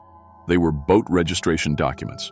The vessel name was printed at the top, ink faded but still readable. Prosperity. Registration dated April 1998. Home port, Seward, Alaska. My mouth went dry. Everyone who fishes out of Seward knows about the Prosperity. It's the story people tell in bars when the weather's too bad to go out. The warning story, the one that's supposed to teach you something. 3 crew members vanished with that boat 27 years ago. James Walsh, David Corona, and Miguel Torres. Big Coast Guard search, helicopters, boats, divers. Nothing ever found. The official story was engine failure, sudden storm, tragic accident. But everyone knew the real story. The Prosperity was running cocaine up from Mexico, making drops along the coast. $2.3 million in cartel money disappeared with them. The theory was the crew stole it and tried to run. But you can't run from cartels, and you can't run from the ocean. "Put it back," I said quietly. "Put everything back in the box right now." "No way, man," Dale said. He was holding the money, fanning through it. "Finders keepers. We hooked it, it's ours. That money doesn't belong to you. Doesn't belong to anyone. Been down there for what, 30 years? It's salvage, Captain." He grinned at me, and I wanted to hit him. "Fine," I said. My voice was shaking. But the box stays on my boat. And we're done fishing here. We're leaving. They grumbled, but agreed. I made them put the money back in the box. I sealed it as best I could and shoved it in my equipment locker. My hands left prints in that black slime. We dropped lines again. I told them we'd fish on the way back in, make up for the lost time. But I needed to get away from this spo. Something felt wrong. The air felt thicker. The light looked strange. Nothing bit. Not for an hour. Lines came up empty every time, not even bait stolen. In 8 years fishing this spot, I'd never had that happen. Not once. The fish here were so thick you could practically catch them with your hands. My depth finder started acting strange. The screen would show the bottom clearly at 200 feet, then suddenly show something massive directly underneath us, then nothing again, then something again. The image kept flickering, like something was moving down there, something that shouldn't exist. I checked the sonar. There was a shape on the screen, big as a boat, sitting on the bottom directly below us. I stared at that sonar screen. I'd fished this exact spot hundreds of times. There was no wreck there. The bottom was clear. I'd snagged on rocks before, but there were no boat-sized objects on that plateau. I marked the location on my GPS and turned the key to start the engine. It turned over, coughed, then died. I tried again. The starter motor whined. The engine caught for half a second, then nothing. Battery was fully charged, showing 12.8 volts. Fuel tank 3/4 full. I'd just serviced the engine 2 weeks ago. Everything looked perfect. "What's wrong?" Dale asked. The cocky tone was completely gone now. "Not sure. I checked every connection, every wire, every fuse. I bled the fuel line. I checked the spark plugs. Everything looked perfect. The engine just wouldn't run. I radioed the Coast Guard on Channel 16. Coast Guard, Coast Guard, Coast Guard. This is fishing vessel, Lucky Strike, over. Static then. Fishing vessel, Lucky Strike. This is Coast Guard Kodiak, go ahead. Coast Guard, I'm 40 miles south-southwest of Seward, having engine trouble, requesting assistance, over. Copy that, Lucky Strike. Can you anchor your position? Affirmative, anchoring now. Help is 90 minutes out, can you maintain your position? Affirmative, Lucky Strike, out. 90 minutes. The sun was still high, weather still perfect, but I felt cold. My hands wouldn't stop shaking. This is because of that box, Dale said. He was staring at me, his face pale. You're trying to scare us. I didn't answer. I kept working on the engine, checking things I'd already checked because I needed to do something with my hands. Then Ray said, "What is that?" His voice was completely flat. Dead. The voice of someone whose brain has stopped processing what their eyes are seeing. He was pointing at the water, his hand shaking. We all looked. Something was rising from below. The depth finder was going insane. Numbers climbing fast, 200 feet, 175, 150. The alarm was beeping, that high-pitched warning that meant something was wrong with the readings, but I knew it wasn't a malfunction. I could see it through the clear water. A dark shape, ascending, straight up, directly toward us, fast. Owen, Dale whispered. Just my name, like a prayer. The shape got bigger, 100 feet below us now. I could make out details. A hull, a cabin, rigging, a boat covered in barnacles and sea growth and that black slime, but intact. Rising impossibly fast, like it was being pulled up by invisible cables. It broke the surface 50 feet away. Water poured off the deck in thick sheets. The hull was covered in barnacles so thick they looked like scales. The metal was streaked with rust, and that black substance that wasn't quite rust, wasn't quite algae. Every porthole was dark. The boat sat perfectly level in the water, floating, engine silent. I could read the name on the bow, letters still visible through the growth. Prosperity. No one spoke. The only sound was water dripping from the Prosperity's rigging, hitting the ocean surface with soft splashes that seemed too loud in the silence. The boat drifted slowly toward us. No wind, no current, just drifting in a straight line, aimed at us. How is that possible? Ibel? Dale whispered. It should be full of water. How is it floating? I backed away from the rail. The Prosperity bumped against my boat. When the hulls touched, I felt it through the deck. Felt it in my bones. Wrong vibration, wrong frequency, like touching something that wasn't entirely physical. Then I heard them. Footsteps. Below deck on the Prosperity. Heavy boots on metal floors, walking slow and deliberate. 3 sets of footsteps. I could tell there were 3 because they weren't in sync. 1, 2, 3. 1, 2, 3. Getting closer. Did you hear that? Ray whispered. We all heard it. The Texans had backed against the opposite rail. Sean was crying without making any sound, tears just running down his face. The footsteps reached the stairs, started climbing. 1, 2, 3. 1, 2, 3. Taking their time. A man emerged from the cabin. He was wearing a yellow fishing jacket, the kind with reflective stripes, jeans, rubber boots. He looked maybe 40 years old. His skin was gray, not the gray of death, but the gray of something that's been underwater so long it's become part of the ocean. His face was bloated, swollen, but intact. When he smiled at us, I saw his teeth through a hole in his cheek the size of a quarter. The hole went all the way through. I could see his tongue moving behind his teeth. He raised one hand in a slow wave. His fingers were webbed with something that looked like tissue or skin, connecting them together.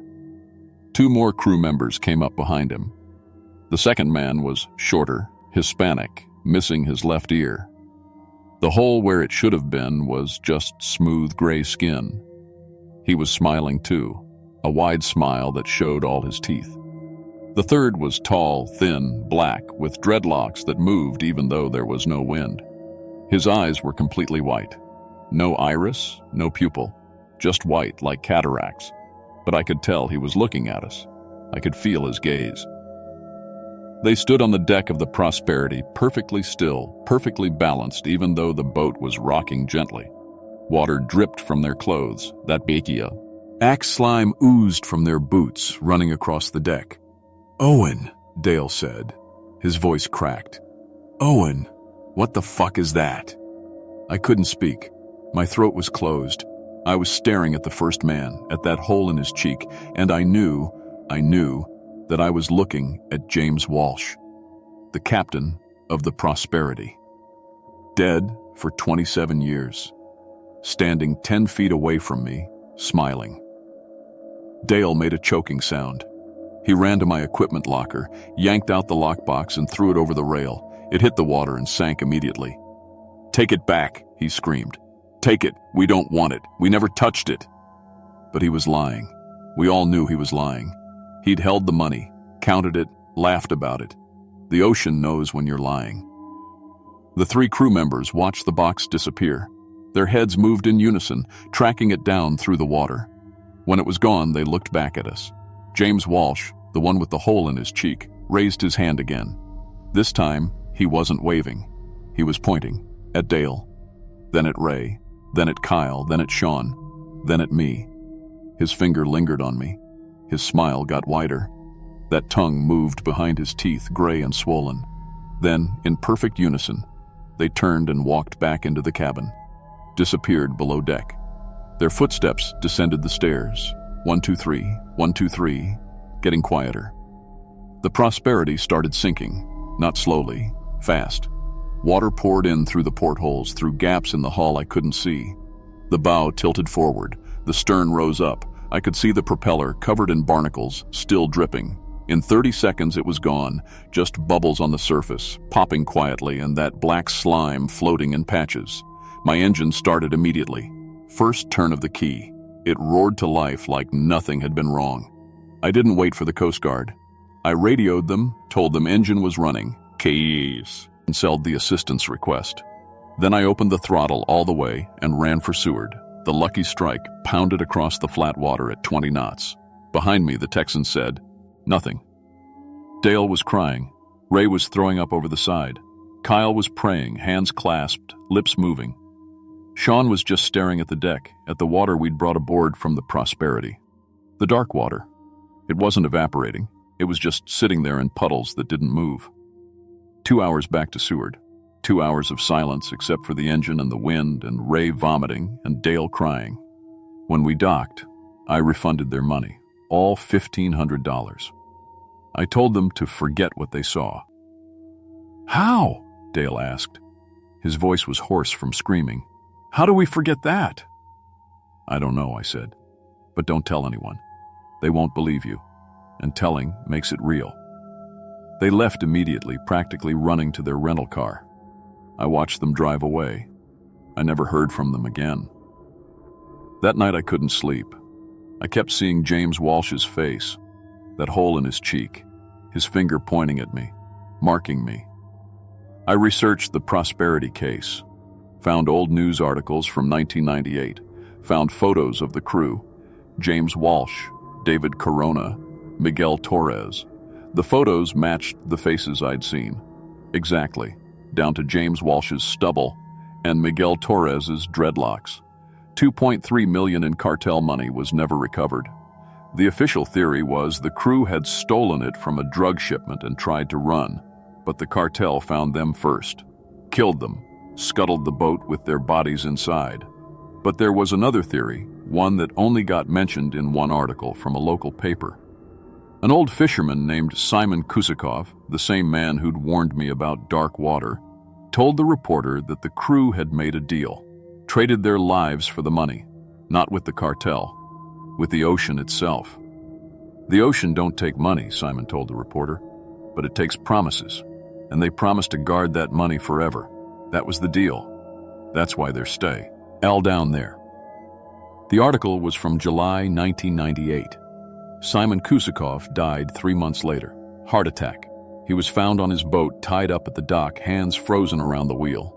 His boat was full of salt water even though it hadn't rained. The water came from inside. I stopped taking charters to that area. Told other captains there was a gear snag problem, bad rocks on the bottom. Most avoided it. But some didn't know the story, and some didn't believe. Every few years I hear about it. A charter boat has engine trouble in that area. Tourists who come back looking pale and shaking. Captains who swear they saw something surface but can't describe it, like the memory slides away when they try to talk about it. Someone always hooks something heavy. They pull up a lockbox, and the Prosperity rises one more time. I quit charter fishing last month. Couldn't do it anymore.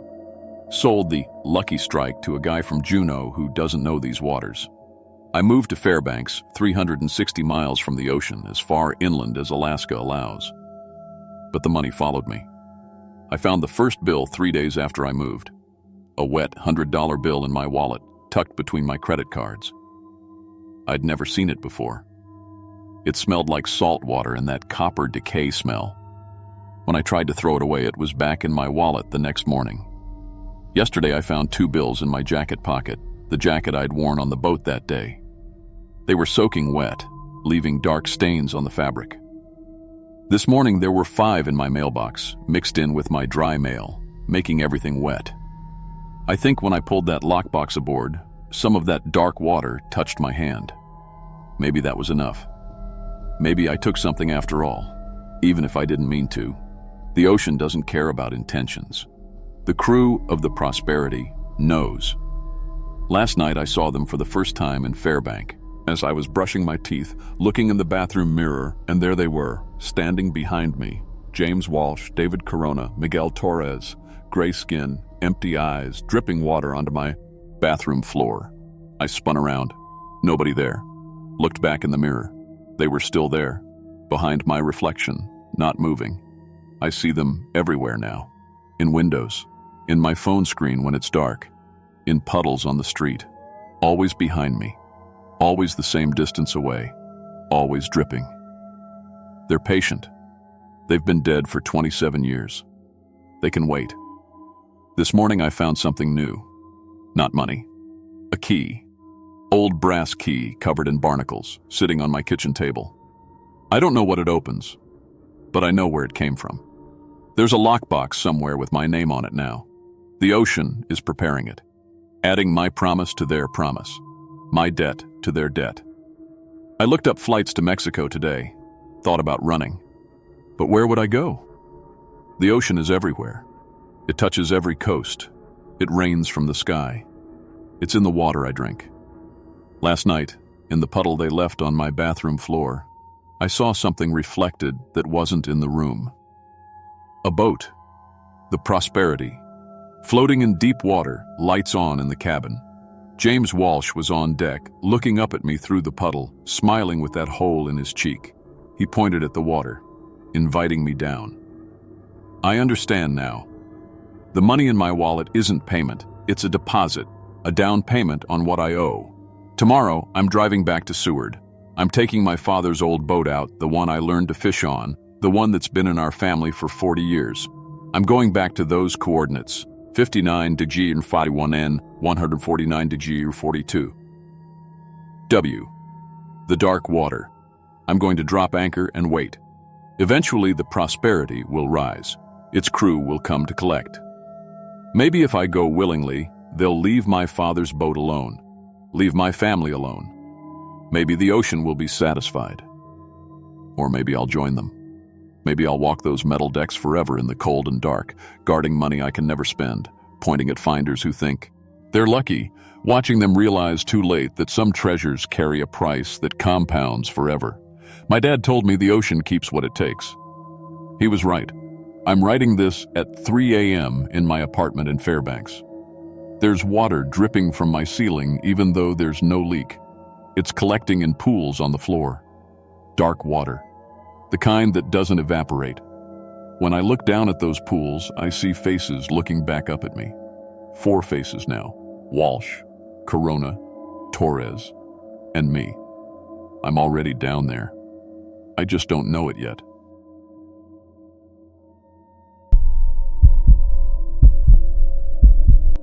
My name is Monica Chen, and I've been running cargo barges along the Alaskan coast for 4 years. Before this, I worked on fishing boats for 6 years, learning every inch of these waters from Kodiak to the Aleutians. I've hauled everything from building supplies to fuel drums, weathered storms that would terrify most people, and navigated through fog so thick I couldn't see my own bow. I love this job. The independence, the quiet, just me and the endless ocean.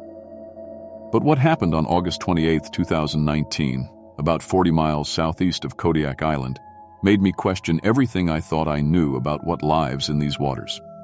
I operate a 65-foot cargo barge called the Northern Supply. She's nothing fancy. A flat-bottomed workhorse with a 300-horsepower diesel engine that can push 400 tons of cargo at 8 knots in calm seas. The wheelhouse sits forward, giving me a clear view of the deck and the water ahead. My radio setup includes VHF marine channels, emergency frequencies, and a satellite phone for when I'm out of radio range. I've got GPS navigation, radar, and all the safety equipment required by the Coast Guard. Most importantly, I know these waters like they're my own backyard. That Tuesday started perfect. Clear skies, calm seas, unlimited visibility.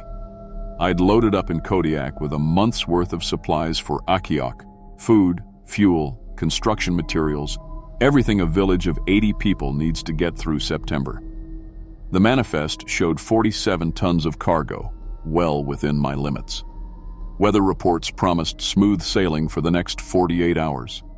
I cast off at 11 a.m., expecting to reach Akiak by 6 p.m. The first 3 hours were routine. I kept the engine at 3/4 throttle, making good time across Shelikof Strait. The water was so calm it looked like dark glass.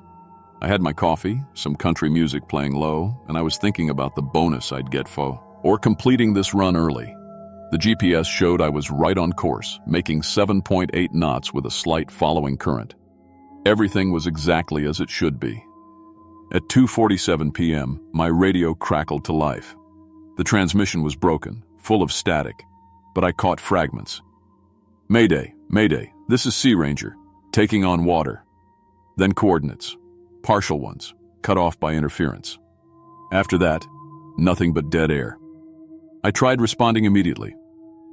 Sea Ranger, this is Northern Supply. Please repeat your position. Silence. I tried 3 more times, switching to emergency frequency 2182. No response. Maritime law is clear. If you hear a distress call and you're able to help, you investigate. I marked the approximate position based on what I'd heard. It was about 12 miles off my direct route to Akiak. I changed course toward the coordinates and radioed the Coast Guard station in Kodiak. Coast Guard, this is Northern Supply. I've received a distress call from fishing vessel Sea Ranger, investigating possible emergency at position. I gave them my best estimate of the coordinates. The response came back within minutes. Northern Supply, Coast Guard Kodiak. We're launching a rescue helicopter, but we're 4 hours out due to weather at base. If you can safely investigate, please do so and report. I pushed the throttle forward, gaining another knot of speed. The coordinates put the Sea Ranger about 35 minutes away at my current pace. I kept trying to raise them on the radio, but got nothing except static. When I spotted the boat, my heart sank. The Sea Ranger was a 58-foot fishing trawler and she was listing hard to port, her deck already awash. No signs of life, no crew visible, no life rafts deployed, but she was clearly going down. The name on her stern was barely visible above the waterline. I brought the Northern Supply alongside as close as I dared, through, over bumpers, and tied up with dock lines. "Hello? Anyone aboard?" I called out. Nothing. The silence was wrong. Even an abandoned boat has sounds, creaking, water movement. This was dead, quiet. I grabbed my marine radio, a flashlight, and climbed aboard the Sea Ranger. The deck was wrong immediately. Dark stains everywhere, not rust, not fish blood from normal cleaning. This was different, dried, dark red, splattered across the wheelhouse windows, the deck planking, even up on the rigging. Way too much blood for a normal fishing accident. My hands started shaking as I followed the blood trail toward the wheelhouse. The door was hanging open. Inside, the radio was completely smashed, not just damaged, but destroyed like someone had taken a sledgehammer to it. Charts were torn down, instruments broken, the steering wheel bent. On the navigation table, I found the ship's logbook. The leather cover was stained with the same dark blood. I opened it with trembling fingers and flipped to the last entry. Day 6, August 27th, 3:20 a.m. It got inside. Killed Martinez in the engine room. Me and Davidson are hiding in the freezer. It knows we're here. If anyone finds this, don't bring whatever we caught back to shore. Kill it or leave it here. I flipped back through the previous entries, my heart pounding harder with each page. Day 5, August 26th. Andrews is dead. Found him in the fish hold, torn apart like something played with him. We can hear it moving below deck at night. It's hunting us. Day 4, August 25th. The thing is somewhere on the boat. We saw it in the galley around midnight. Davidson says it looked at him. Actually looked at him and smiled. We should have thrown it back. Day 3, August 24th. Something's wrong with what we caught. It's not dead, moved from the ice hold to somewhere else. We can't find it. Day 2, August 23rd. Brought up something strange in the net around 2 p.m. Not like any fish I've seen. Captain says it might be worth something to researchers. Big mistake. I dropped the logbook, backing away from the navigation tab. Below deck, I heard something.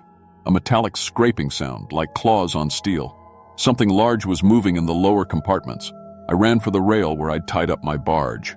The rope was tangled, caught on something. I pulled frantically, trying to free the line while listening to the sounds below getting closer. Heavy footsteps, getting louder. Something crashed in the cabin behind me. Furniture being thrown around. I could hear breathing now, deep and ragged. Definitely not human. The rope came free just as the engine room hatch burst open. I jumped onto my barge and hit the starter. The engine turned over once, twice. Come on. On the third try, it caught. I looked back through the Sea Ranger's porthole and saw movement inside. Something massive, covered in dark, matted fur. It filled the entire doorway of the cabin. I gunned the engine, pulling away from the sinking trawler as fast as my old diesel could manage. When I looked back, there was a figure standing on the Sea Ranger's deck. 8 feet tall, broad shoulders, but the proportions were all wrong. It was covered in thick, dark fur like a bear, but it stood perfectly upright. Its arms hung down past its knees, and its head was too large for its body. The thing just stood there watching me leave. Didn't move, didn't make any sound, just watched as the trawler sank beneath its feet. "Coast Guard, Coast Guard," I screamed into my radio. "There's something on that boat. It killed the crew. It killed them." "Northern Supply, Coast Guard Kodiak. Please clarify your situation. Are you injured?" "There's a creature on the Sea Ranger. It's in the water now. It's following me." I could hear the skepticism in the dispatcher's voice. "Northern Supply, have you been drinking today? Are you feeling disoriented?" I turned back to look at the Sea Ranger. It was gone, completely underwater. But the Creator was in the water now, swimming with powerful strokes, moving fast toward my barge. I could see its wake cutting through the calm surface. My barge can only do 8 knots at full throttle. This thing was faster, much faster. I looked around desperately for anything to defend myself, found a flare gun in the emergency kit, loaded it with shaking hands. The creature surfaced about 50 feet behind me. Its head was massive, like a cross between a human and an ape, but wrong in every way. The eyes were too intelligent, too focused. I fired the flare. It hit the water right next to the thing, and it dove out of sight. For a moment I thought I'd scared it off. Then my barge shuddered violently. Something had hit the hull from below, hard enough to shift my cargo. The steel containers slid across the deck, and I had to grab the wheelhouse railing to keep from falling. Another impact, harder this time. I could hear metal tearing somewhere below the waterline. The creature was ramming my barge, trying to sink it. I grabbed my satellite phone and dialed Coast Guard Emergency Direct. "This is Monica Chen on the Northern Supply. I'm under attack. Something is ramming my boat." A third impact sent me to my knees. Water was coming in somewhere. I could feel the barge starting to list. My cargo was shifting dangerously, thousands of pounds of supplies sliding toward the low side. I had one chance. There was an emergency kayak strapped to the deck, part of my required safety equipment. I cut it loose with my rigging knife and threw it overboard, then jumped in after it. The icy water hit me like a shock. I pulled myself into the kayak and started paddling as hard as I could. Behind me, my barge was going down fast, the cargo containers sliding into the water. The creature surfaced near my sinking barge. It climbed onto the tilting deck like it was claiming a prize, riding the boat down as it disappeared beneath the waves. I was 40 miles from shore in a kayak, watching my livelihood sink into the depths. My arms burned as I paddled, but I didn't stop. A Coast Guard helicopter found me 90 minutes later, nearly dead from hypothermia. They searched the area for hours, found debris from both boats, but no bodies, no creature, nothing to back up my story. The official report said I'd suffered a panic attack after seeing a bear on the sinking trawler and abandoned my vessel unnecessarily. My employer fired me for abandoning the cargo. The insurance company denied my claim, calling it negligence. No one would hire me after that. I became known as the woman who freaked out and sank her own barge. I moved to Anchorage, took a minimum wage job in retail, but I kept following the maritime reports. 2 months later, another fishing boat was found drifting empty, crew missing, blood everywhere. The Coast Guard ruled it piracy, even though nothing was stolen. I found online forums where other mariners talk in code about the big one in the water. I'm not the only one who's seen it. There are dozens of sightings over 30 years, all suppressed, all dismissed. The pattern is clear. It takes boats one at a time, kills the crew, sinks the vessel, moves to the next hunting ground. I tried warning boats in areas where I predicted it would strike next. They thought I was crazy. 3 weeks later, a supply boat went missing in the exact spot I'd warned them about. I stopped trying to warn people. No one listens to the crazy woman who lost a barge. I just watch the news now, count the missing boats, and wait. Someday it will attack the wrong vessel, and someone will kill it or capture it. Then everyone will know I was telling the truth. Until then, I live with what I saw. Sometimes I dream I'm back in that kayak, paddling in the dark water, and I feel something huge glide beneath me so close I could touch it. I always wake up screaming.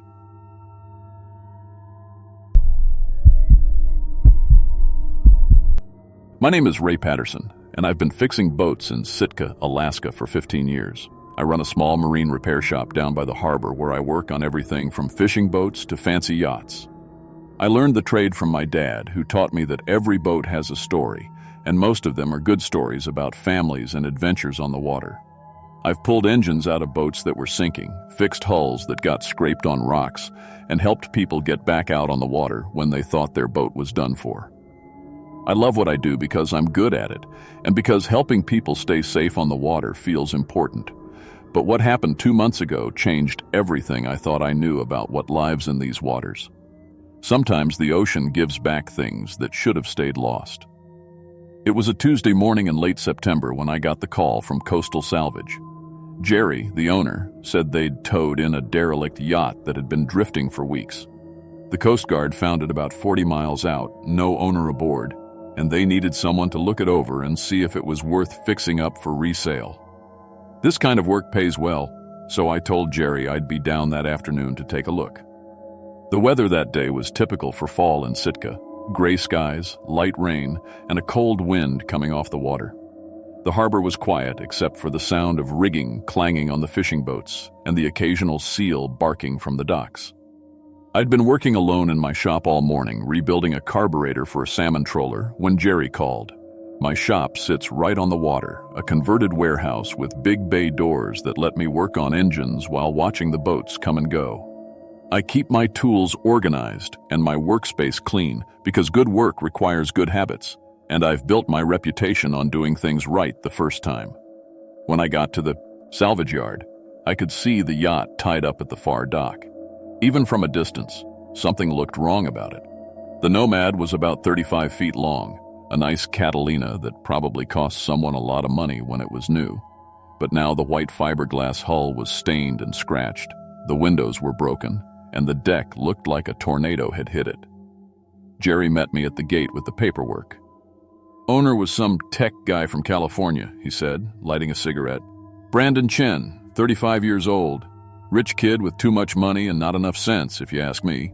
Took off on a solo sailing trip 2 months ago and never made it home. Coast Guard's been looking for him, but they figure he went overboard somewhere.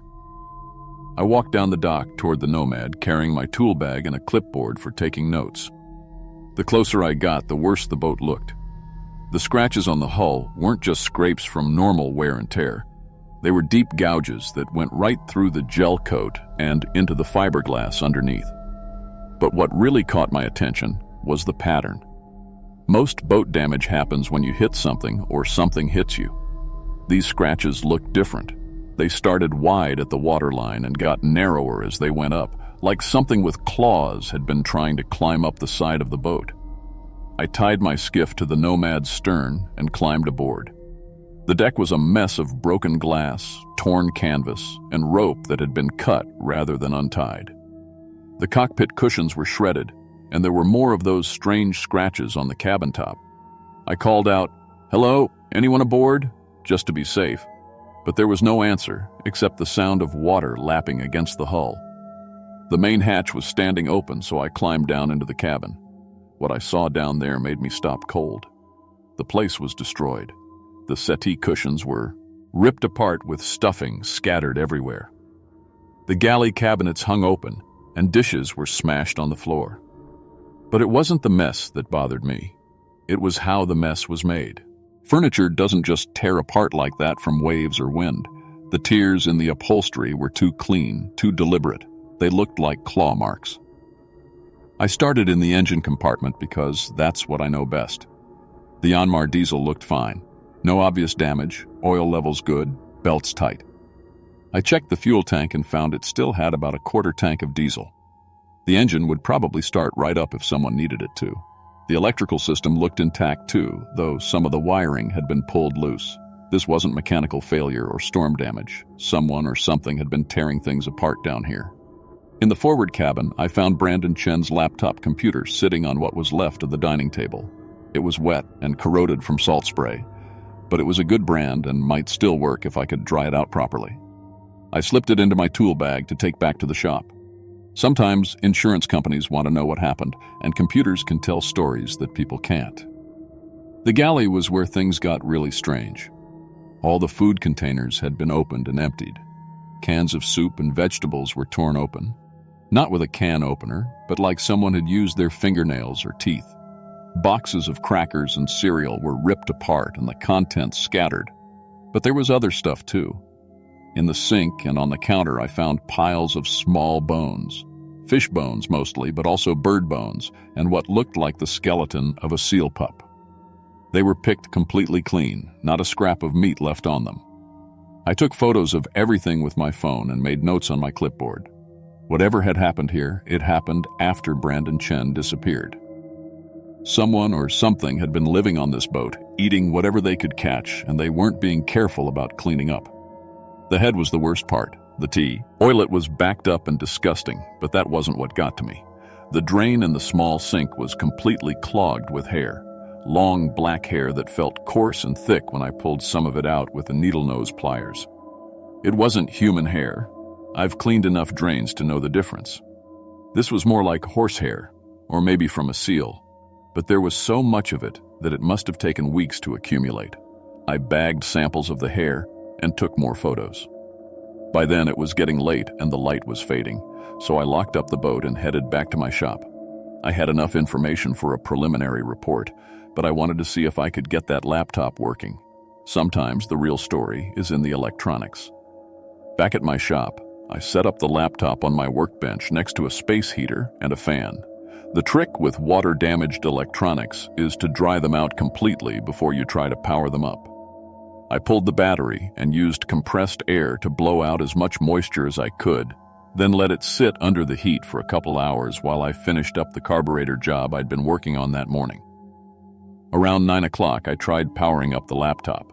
It took 3 tries, but eventually the screen flickered to life. Most of the files were corrupted, but there was one video file that seemed intact. It was dated September 18th, the day before Brandon Chen was reported missing. I clicked on it and waited for it to load. The video showed Brandon sitting in the Nomad's cabin, but it looked different than it did now. Everything was clean and undamaged. Brandon looked scared though, really scared. His hands were shaking as he held the camera, and he kept looking over his shoulder like he expected something to sneak up on him. "If anyone finds this," he whispered, "you need to know what happened. And you need to know not to help her. Don't bring her, Abba. Board your boat. She's not human." He went on to explain that 3 days earlier, he'd found someone in the water. A woman, floating face down about 20 miles north of Sitka. She was naked and looked like she was dead from hypothermia, but when he pulled her aboard, she was still breathing. He wrapped her in blankets and tried to give her food and water, but she wouldn't speak. She just stared at him with completely black eyes. On the second day, Brandon said, I woke up and found her in the galley, eating raw fish from my bait cooler. Not just eating it, tearing it apart with her teeth and swallowing it whole. When I tried to talk to her, she ran and hid somewhere in the boat. The video got shakier as Brandon continued. He said that on the third night, he woke up to find her standing over his bunk, sniffing him like an animal. When he moved, she scrambled away so fast he couldn't see where she went. Since then, he'd been hearing her moving around the boat at night, scratching at things, making clicking sounds like a dolphin or whale. I tried to make it back to port, Brandon said, but every time I start the engine, she goes crazy. She scratches at the walls and makes these horrible noises. I think she's afraid of the engine noise, or maybe she doesn't want to go back to land. Then Brandon held up a piece of paper, a pencil sketch he'd drawn. My blood went cold when I saw it. The figure in the drawing looked human from a distance, but the proportions were all wrong. The arms were too long and the fingers had too many joints. The face was gaunt with huge black eyes and no visible nose. The body was thin, but the muscles in the arms and legs looked powerful, like something built for swimming or climbing. She's scratching at the door again, Brandon whispered. I've been hiding in here for 6 hours, but I can't keep her out much longer. If you find this video, you need to know that she pretends to be a victim. She floats in the water and waits for someone to rescue her. Don't do it. Just call the Coast Guard and keep moving. Oh God, she's... The video cut to black. I sat in my shop staring at the blank screen, trying to process what I'd just watched. Part of me wanted to believe that Brandon Chen had lost his mind out there alone on the water. But the evidence I'd seen on the boat told a different story. The scratches, the bones, the hair in the drain. It all fit with what he'd described. I decided to go back to the Nomad in the morning. If that thing was still aboard, I needed to know about it before Jerry sold the boat to some unsuspecting buyer. I spent most of the night thinking about what I'd seen and heard, and by morning, I'd convinced myself that there had to be a logical explanation. I got to the salvage yard early before Jerry arrived. The dock was empty except for the usual harbor seals and seagulls. I brought a crowbar and a heavy-duty flashlight, planning to search every compartment and storage space on the boat. If someone was hiding aboard, I was going to find them. The Nomad looked the same as it had the day before, except the hatch was closed. I was sure I'd left it open when I left. I called out Coast Guard inspection, anyone aboard? But got no answer. I climbed down into the cabin and started a systematic search. I checked every obvious hiding place first: the forward cabin, the head, the engine compartment. Nothing. But there were storage compartments I hadn't opened the day before, and one of them, a small space behind a panel in the forward cabin, was locked. I used the crowbar to pry it open. Inside, I found more bones, but these weren't fish bones or seal bones. These were human bones. Finger bones, ribs, and a skull that had been picked completely clean. I dropped the crowbar and stumbled backward, pulling out my phone to call the police. That's when I heard something drop onto the deck behind me. I turned around and saw her. She was crouched on all fours between me and the cabin hatch, exactly like the thing in Brandon's drawing. Her skin was pale gray, almost translucent, and I could see her ribs showing through, but her arms and legs were corded with muscle, and her fingers ended in black nails that looked more like claws than fingernails. Those huge black eyes were fixed on me, and she was making a clicking sound with her tongue. She tilted her head to one side, sniffing the air like she was trying to identify my scent. I remembered what Brandon had said about not helping her, and I realized that this thing probably survived by triggering people's natural instinct to rescue someone in distress. She was a predator that used human compassion as bait. I started backing toward the rail, trying to keep my movements slow and non-threatening. She followed, still on all fours, circling to stay between me and the cabin. When I was about 3 feet from the rail, I made my move. I dropped my phone and flashlight and sprinted toward the side of the boat. She was fast, but I had a head start. I went over the rail and hit the cold water hard. The shock of the water knocked the breath out of me, but I managed to surface and swim toward the dock. When I looked back, she was standing at the rail, watching me with those black eyes. Then she dove into the water and disappeared. I hauled myself up onto the dock and ran for my truck, soaking wet and shaking from cold and fear. I drove straight to the police station and tried to explain what I'd found, but I could tell they thought I was crazy. Who was going to believe a story about some kind of sea monster living on a derelict yacht? The police went to check the Nomad anyway, and I went with them. But when we got there, the boat was empty. The bones were gone, the laptop was gone, and there was no sign that anyone had been living aboard. The scratches were still there and the damage was real, but all the evidence I'd found was gone. The cops figured I'd been inhaling too many paint fumes or something and was hallucinating. They filled out a report and told me to get some rest. Jerry was annoyed that I'd wasted everyone's time, but he still paid me for the assessment. As far as he was concerned, the boat just needed some cleanup work and it would be ready to sell. A month later, Jerry sold the Nomad to a retired couple from Oregon. I tried to warn them about what I'd seen, but they thought I was trying to sabotage the sale so I could buy the boat myself for less money. They loaded up their supplies and took the Nomad out for their first cruise. 2 weeks later, the Coast Guard found the boat drifting empty 40 miles southeast of Sitka.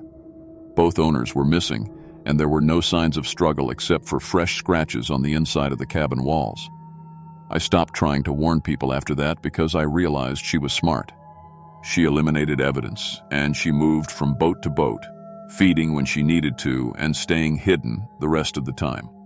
I started tracking reports of missing sailors and couples in southeast Alaska, and I found 23 similar cases over the past 8 years.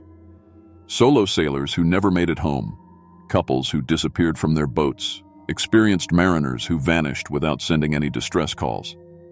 I post warnings on sailing forums now, using fake names so people won't know it's me. I tell them that if they see someone in the water, don't stop to help. Radio the Coast Guard and give them the coordinates, but keep moving. Some people listen and change their routes. Most don't. The disappearances keep happening, and I can't sleep because I know she's still out there. Still hunting. Still pretending to be a victim so people will bring her aboard their boats. I found reports going back to the 1970s that describe similar cases, and I think she might have been hunting in these waters for decades. Modern boats just made it easier for her. More victims, more isolated targets. I keep a gun in my shop now, and I never woo. Arc alone on a boat. I warn every sailor who comes through my shop that if they see someone in the water who needs help, don't stop. Just radio the Coast Guard and keep moving. Some listen, most don't, and she keeps feeding.